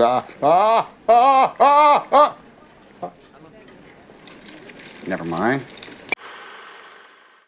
Okay, now things are getting a little tricky. Because you were going to go with You've Got Mail next, weren't you? I wasn't. I knew it. I'm glad I beat you to it. I wasn't, but okay. I don't know if it fits into the parameter of not making it eligible, but I don't think it does, but we'll see what you say. I'm going to go with the J.J. Abrams reboot of Star Trek. No, I think, yeah. Yeah, I mean, it's not a superhero movie. No. But no, that totally works. Okay, cool. I'm totally fine with that. I've never been a huge Star Trek fan. I don't watch any of the series on television. I like Next Generation a little bit. It was okay. But the movies have always been entertaining and fun. Even the original cast. I mean, they were usually always entertaining and fun. And then it carried on with the Next Generation. They had their movies come out. Then the movie started kind of getting sucky, and then the franchise. It was stale, and it wasn't cool. It was not that it was ever cool, except for a couple movies in the 80s. It was cool. But it was always like second fiddle to Star Wars. Rightfully so. Rightfully so. So when I heard that they were rebooting Star Trek, and by the way, they're talking about rebooting Star Trek yet again with, Quentin Tarantino. He was directing. I think it's the same cast. I think it's a continuation of. Oh, that's interesting. With an R rating. Oh, jeez. I don't think it's going to happen. He is confirmed. I'll believe it when I see it. He can confirm it, but I can't believe Quentin, he's a liar. We think you're full of shit. You're full of shit. You're full of horse shit. That's what you are. I hope that this episode, a spider picks it up in the search engine, and Quentin Tarantino, and it's going to just say, "You're a fucking liar, Quentin." Quentin Tarantino is full of horse shit. Buried deep within this episode, 2 hours into the episode, is what we really want to talk about. He's going to be pissed at us. He will be. He's going to be so pissed. He's kind of a scary guy. He is. He's not like a big guy, but he's edgy. But he's had too much caffeine. I think we would all, when he was like, "Oh, you guys worked in a video store too?" Okay. I do love that aspect of we're lore. we're in a brotherhood. We are kind of in a brotherhood. So we still love you, Quentin. It's okay. I'm sorry. I do love Quentin Tarantino. Yeah. Can't wait to see Once Upon a Time in Hollywood. I want to know what it's about. I know. I don't know what the story is. Well, when originally they were talking about his new movie, and it seemed to me that it was going to be about Charlie Manson. That was the headline. Then you start seeing that first trailer, and you're like, they don't even really show Charles Manson. Yeah, I'm like, it's got Sharon Tate in it. So what? But then in the latest trailer I saw, you see him at least. Okay, I haven't seen him at least. So he's in. I knew he was in the movie. I know they casted him. Anyways, but yeah, J.J. Abrams, who is already known for, well, let's see. No, he hadn't done Star Wars yet. No. But he was just a cool guy. He was a big name. He was a guy you could kind of rely on to just make Alias. Steven Spielberg movies. He's a Steven Spielberg guy. Yeah. Cloverfield, one of my favorite movies, period. And Bad Robot, like he'd done a bunch of good TV stuff. Yep. So yeah, when he did Star Trek, they hipped it up a little bit. They made it a did. little more modern. You got Chris Pine, who I feel like that was the movie that kind of got him discovered.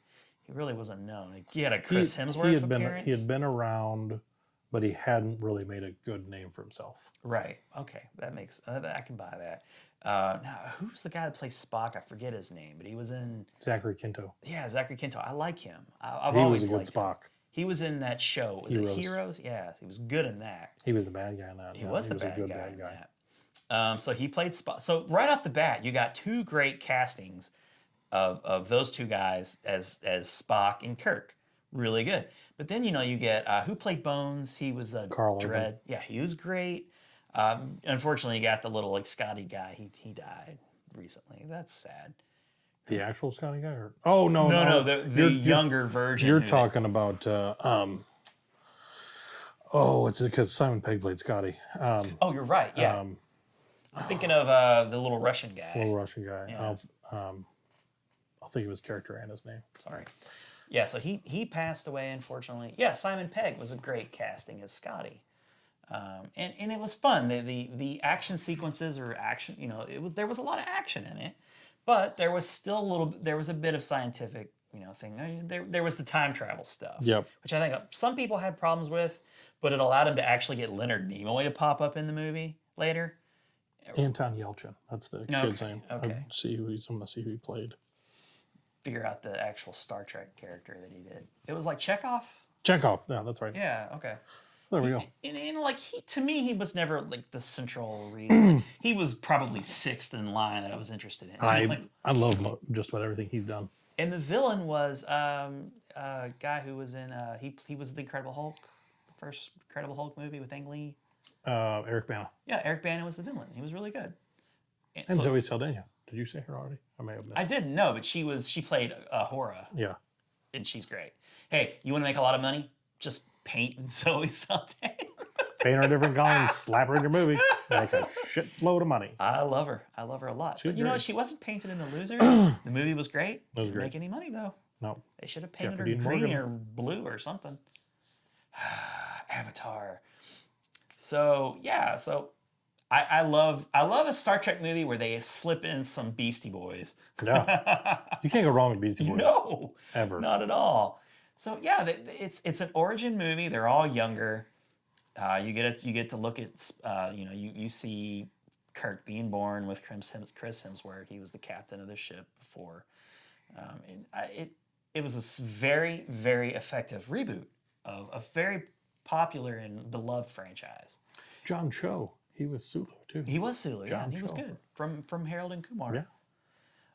The whole it was spot on casting. Really great cast. Really good casting, and then they had good, and they stuck together through 3 movies. The last one, the second one was great. I liked it a lot because they brought in Khan. They kind of brought Khan back with Benedict Cumberbatch.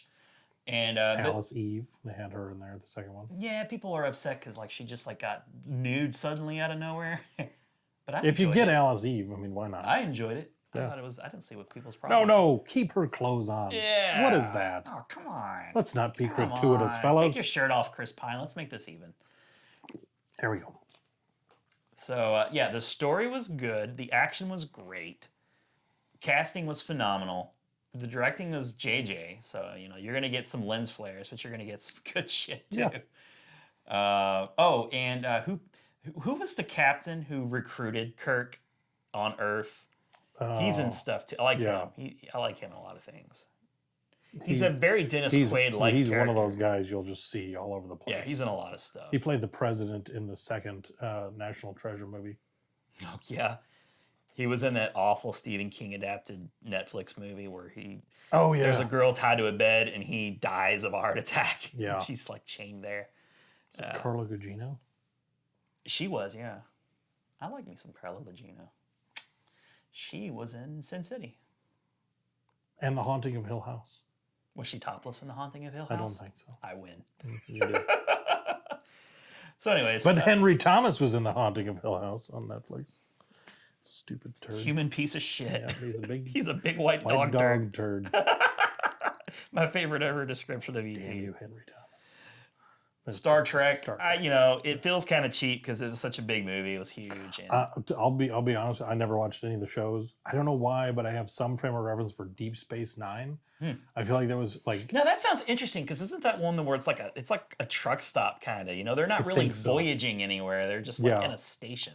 And I think it was. I think that was the iteration of the show that was on when I was a kid. Mm-hmm.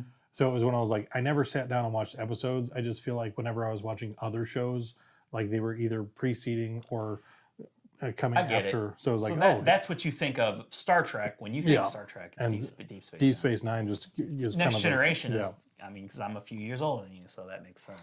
But I never watched any of the older movies.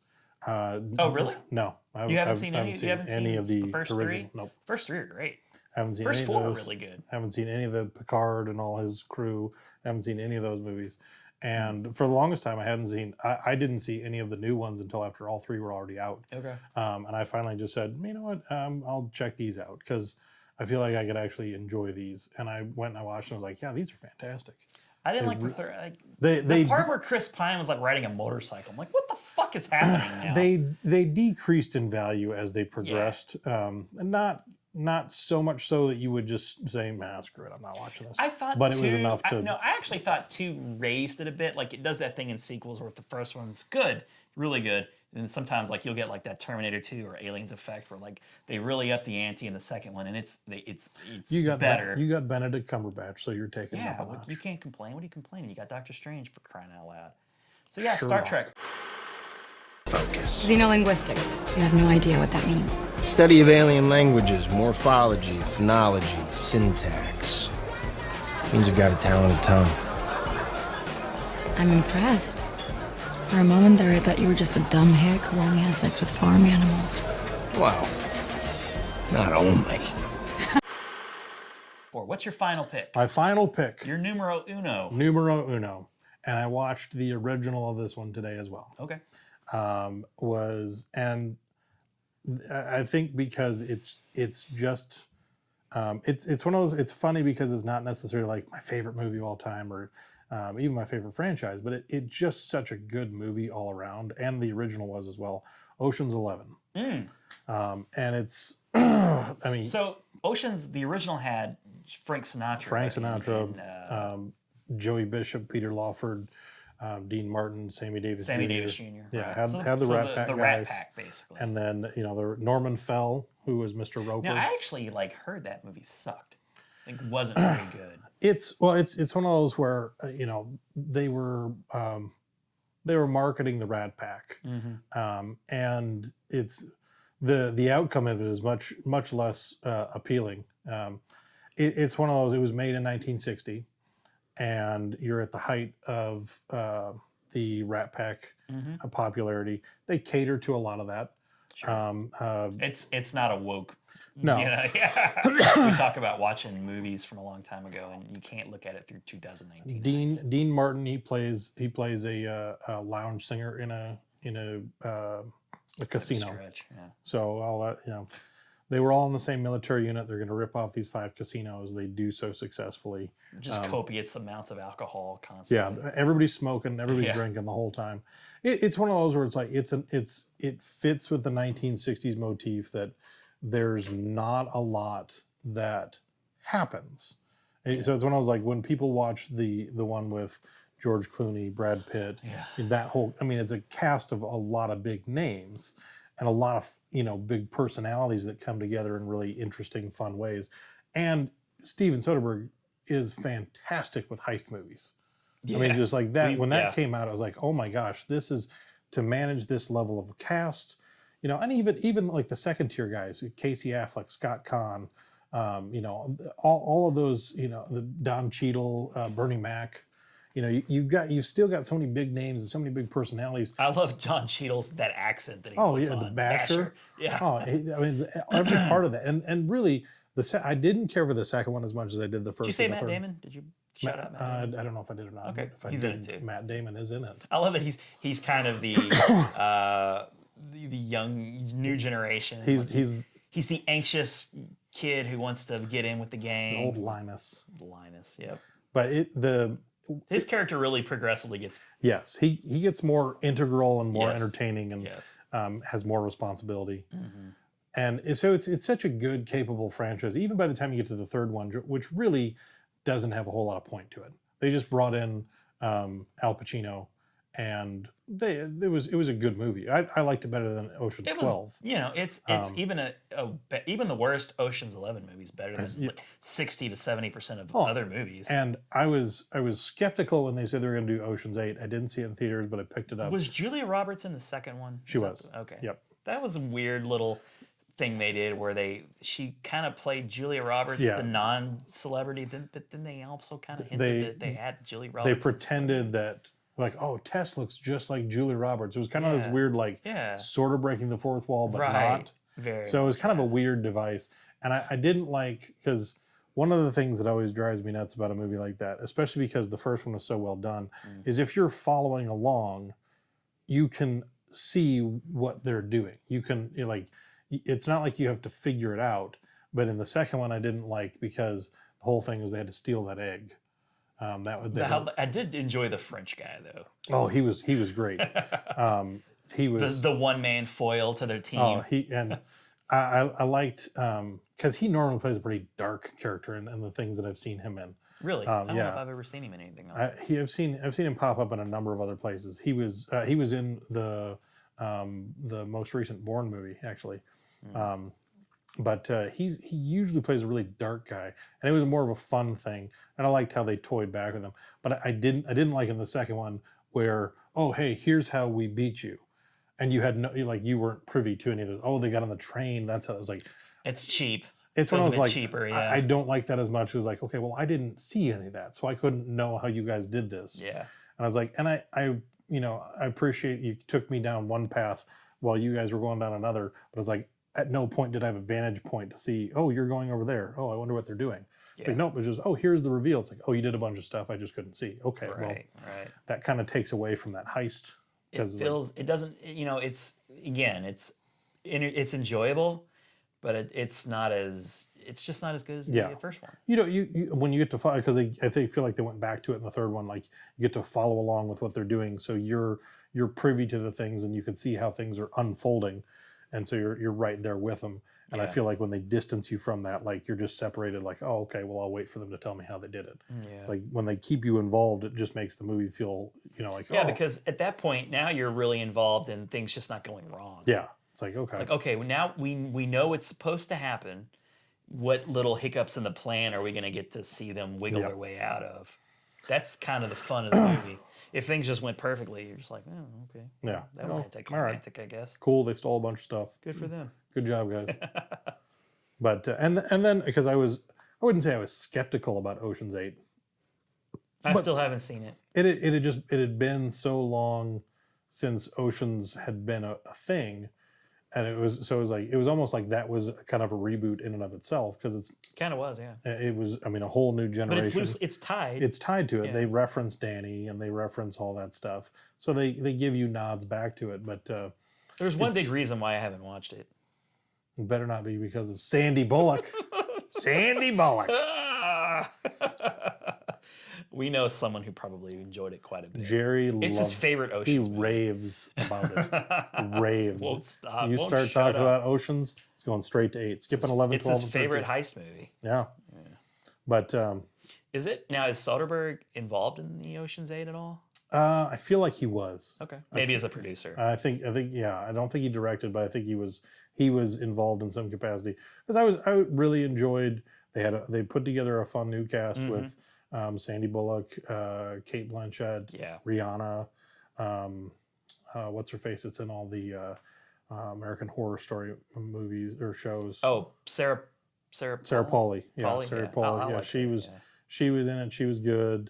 Aquafina, she was in it, and she was enjoyable. Yeah. So, but I was skeptical. She was like the techie, right? Yeah. Or no, Rihanna was. Oh, okay. She was kind of a grifter. She was was she the sleight of hand one? Yeah, she was the sleight of hand. Yeah, okay. She had that down. And so it was... The Linus character. Yes.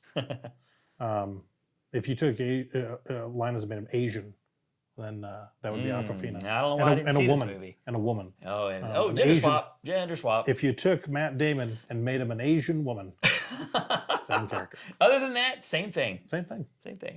But it was, I was, I guess in some capacity I was skeptical, just because it was when I was like, are you gonna, by the time we got to 13, I enjoyed it, but I had this self-awareness that it was not necessary. I was like, I could just, okay, this is fun, or whatever. It's got to be the last one. But it's like, we don't need any more than this. Right. It's like, certainly this well is drying up at this point. I thought I wanted a third one, but now I'm just cool. It's okay.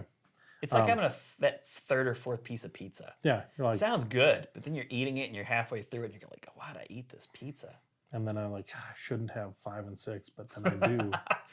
And then I was like, wait, where did I loved 1 through 4. Where did the whole pizza go? Oh, Jesus Christ. See, I'm on this diet, man, so like I can't go past 3 pieces anymore. Sorry. That's my max cutoff. Sorry. I know. I can't even have half a pizza anymore. What kind of new hell is this? It's the non-fat hell I'm trying to make myself into. I don't know. I'm doing this to myself. I was watching The Disorderlies the other day. Fat boys are back. Great movie. It is good. But the 3 of them order like 11 pizzas. Isn't there like a big actor in that movie? I won't say big actor, but who is in that? The old guy. Yeah, who was the old guy? He was one of the brothers from Trading Places. I can't think of his name. Oh, was it Don Amici? No, it was the other guy. I don't know the other guy. I guess that's who I'm thinking of. He's the quote unquote big star. Tony. What's his name? Tony. Can't think of his last name now. He was in it too. Tony Randall? No. No. I would not forget Tony Randall. I don't know. All right, I'm looking up the cast. This is why you listen to us, folks, because you're going to get who was in Disorderlies. Disorderlies. The quaint little 1987 Tony comedy Plana. starring the Tony Fat Plana. Boys. Tony Plana, yeah, okay. Looking, scanning. Is there anybody in this movie? Old man. Look for the old man. I would be so pissed if that was my credit. I'm the fucking old man. I thought I had a name. Yeah, but nobody remembers you by the name. They remember you for being He does. old. He does have a name. Nah, I don't know. I guess that had to be the only guy. And it had the Fat Boys in it. What more do you want? But there was. It's just speaking of diets. The two other guys in the Fat Boys. One of which is he's quite healthy now. Is that right? Yes. The one guy died. Well, that's a bummer. He had a heart attack. Diabetes, I'm guessing. He had a heart attack. Okay. And died. Shocker. Yeah. And then the other guy. He committed suicide the by biggest black guy died. Okay. The other black guy, dark-skinned black guy, he is actually quite healthy and fit now. Well, I always thought it was funny because, like, there were the two fat boys, but then there was another one that he wasn't healthy he was just not as fat. Yeah, he was like light. I don't know if he's a light-skinned black guy or if he was Hispanic of some kind. Yeah, I think he might be Hispanic. Maybe a mix of the two. But yeah, he was a portly fellow. Yeah, he was just a little husky. That's like, all. Yeah, this guy's he's not trim and fit like a lot of people would think that you'd be. But this kind of sticks out a little bit, like the non-bearded ZZ Top guy. Yeah. Like, what are you doing? The other guy. He's just that guy. He's the guy third with the mustache. tenor. Like, why'd you stop at the mustache? Yeah. But there was a scene. So Ocean's 8, it's your final pick. Ocean's 11. Ocean's 11 is my final pick.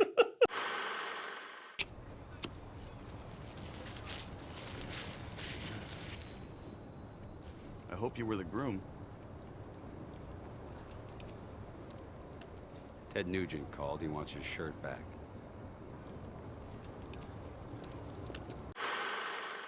All right, so now what is your final pick? Oh, Ocean's 8. He picked Ocean's 8.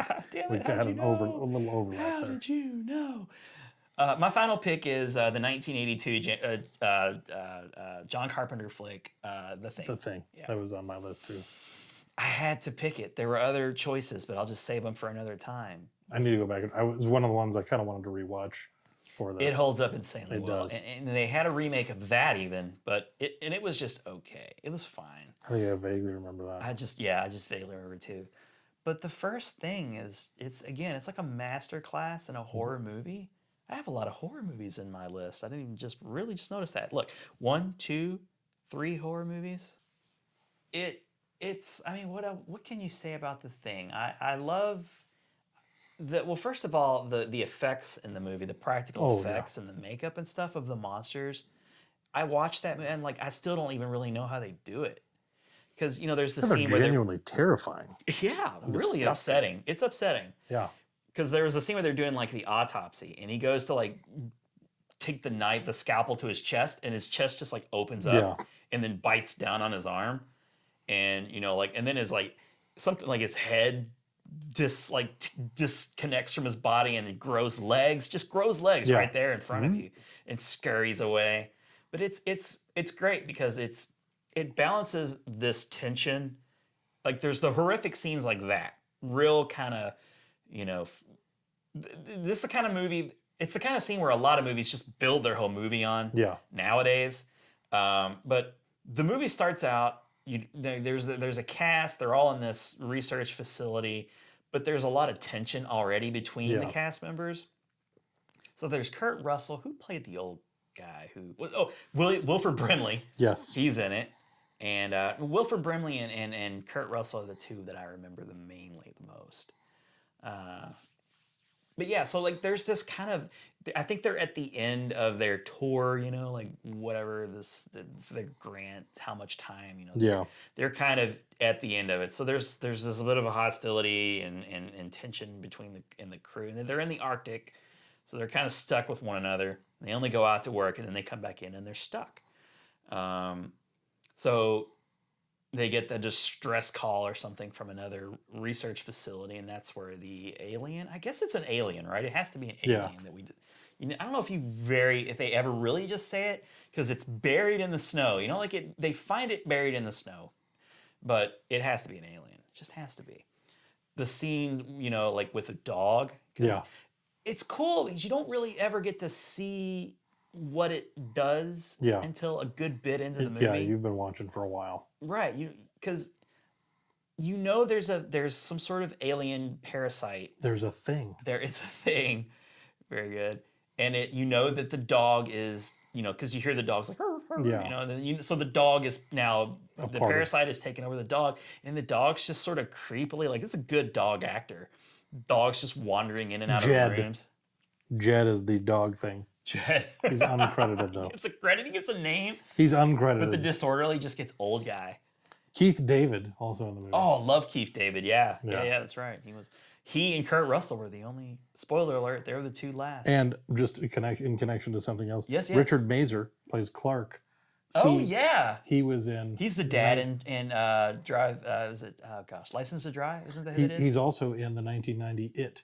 He's the guy that kills himself in the tub. You're right. Oh, it's all interconnected. Suicide. Don't do it. Don't do it. Not in a tub. Not anywhere. Not in a house. Not with a mouse. Not on the in a toilet. box. Not For with a God's box. sakes, just stop it. Not in a train. Not in the rain. Not while jerking off. No. Robin. I was going to the green eggs and ham thing. You there, were, and then I took it to a jerking off. And then you brought it to masturbation. And that, I usually do. as you do. Almost always, exclusively masturbation. It's just a thing. It's your thing. You're gonna kill yourself. You might as well go with a That's smile. your thing. I think that's what the Joker said. If you're gonna go with a Smile on your face. But yeah, the thing. I'm not gonna sit and talk about. I'm tempted to just go through every scene because they're all so memorable. But it's like a good paranoia movie. Yeah. And it's just interesting because you just never really understand what it is you're dealing with. And the movie ends sort of ambiguously. Like you're not even really sure if Kurt Russell or Keith David have the parasite. Yeah. The movie just sort of ends where like their whole like facility is burning to the ground and they're just sort of left with each other. Yeah. And you're like, I don't know, one of them could be I'm not sure what's going on here. Now, I know this is a remake of it, but I know nothing of the original. I don't know when it came out. I don't know who made it. My hunch is probably like The Seven Samurai. It's probably like a foreign film, and it may not actually be like a U.S. Like I could probably look that up. Well, one of the things that that I really enjoyed about it is in the first Halloween movie. When the what's her face, Jamie Lee Curtis, she's babysitting, and she's got the little boy there. He's watching the original thing on is that TV. right? Yeah. Neat. So it's one of those like just in that little nod. I like that there's that John Carpenter has a connection to the So source there's a movie material. called The Thing from Another World from 1951. I wonder if that's what it's from.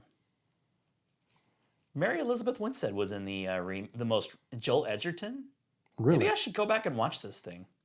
That's interesting. I love those two actors right there. But I just remember it being like, meh, just not the same. The practical effects, because I think they were, what's his name? Winston. Zeddemore? Yeah. No, special effects guy. Stan Winston? Stan Bush. Stan Bush. I think it's Stan Winston who won the Academy Award for American Werewolf in London. Obviously one of the just premier visual effects guys, makeup and visual effects. So if you're into that, don't see the remake because I'm sure it's just CG stuff all across. I doubt they went to the trouble to make any of that stuff like actual, practical effects. Yeah. It's just not something you do nowadays. And 8 years ago was when it came out, 2011. Yes. So it's probably really dated looking now. I would imagine. Yeah. There's a pair. George Lucas has got a hold of it. Oh, it's floating across the room. Look at that. Well, I'm gonna slice it with my they mind have to use power. blue screens because of the pair. Because of the I pair. always wondered why they went with the blue screen, not a green screen. Because blue screens are sadder. Like I'm making this sad special effects movie that everybody thought they wanted for a long, long time. How you doing, old boy? I don't know who to trust. I know what you mean, Blair. Trust's a tough thing to come by these days. All right, those are our 10 That's it. That's a pretty interesting list. It's you know, I went with The Thing. That's a pretty obvious one. It was on my list too. Yeah, I mean, you have to bring up The Thing. I nearly went with a couple. I kept my list to 11 so I could sort of on the fly pick my 5. And The Thing, I was like, I know I got to put it on my list. I just got to because it is such a good movie. And I watched it recently, and damn it, it holds up so well. And this is like post, you know, Disney Kurt Russell. I'm trying to remember which came first. Was it Escape from New York or was it The Thing? But John Carpenter, like that was they had this weird, you know, unexpected chemistry, the two of those guys. Yeah, they made good movies together. And they once again came back together for Big Trouble Little China. Yep. And then they'd Escape from LA, which I actually haven't seen. But I mean, I think it has its fans. Yeah, you did.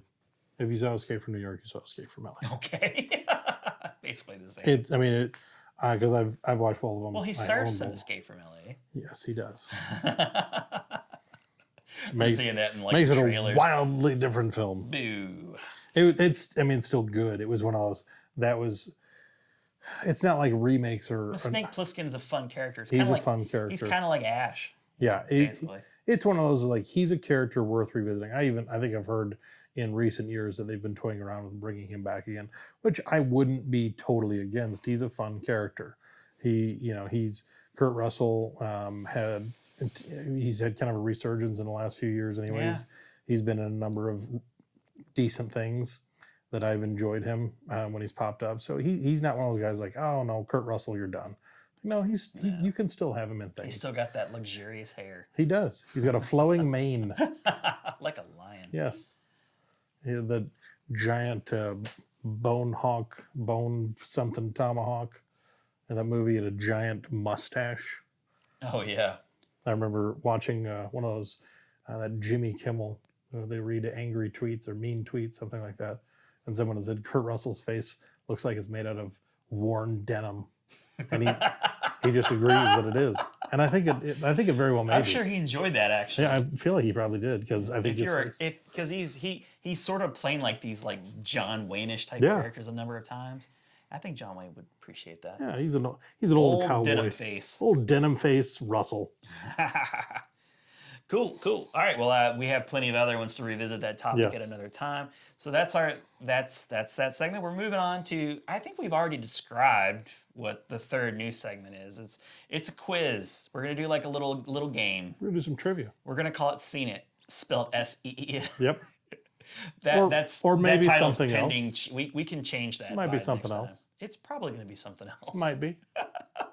But you're looking forward to that. A little bit, not interactive really, but you can. You can play along at home. You can play along, and I love listening to podcasts where I get to play along. Yeah. Because we get to be stupid while everyone else who's listening is smart. Exactly.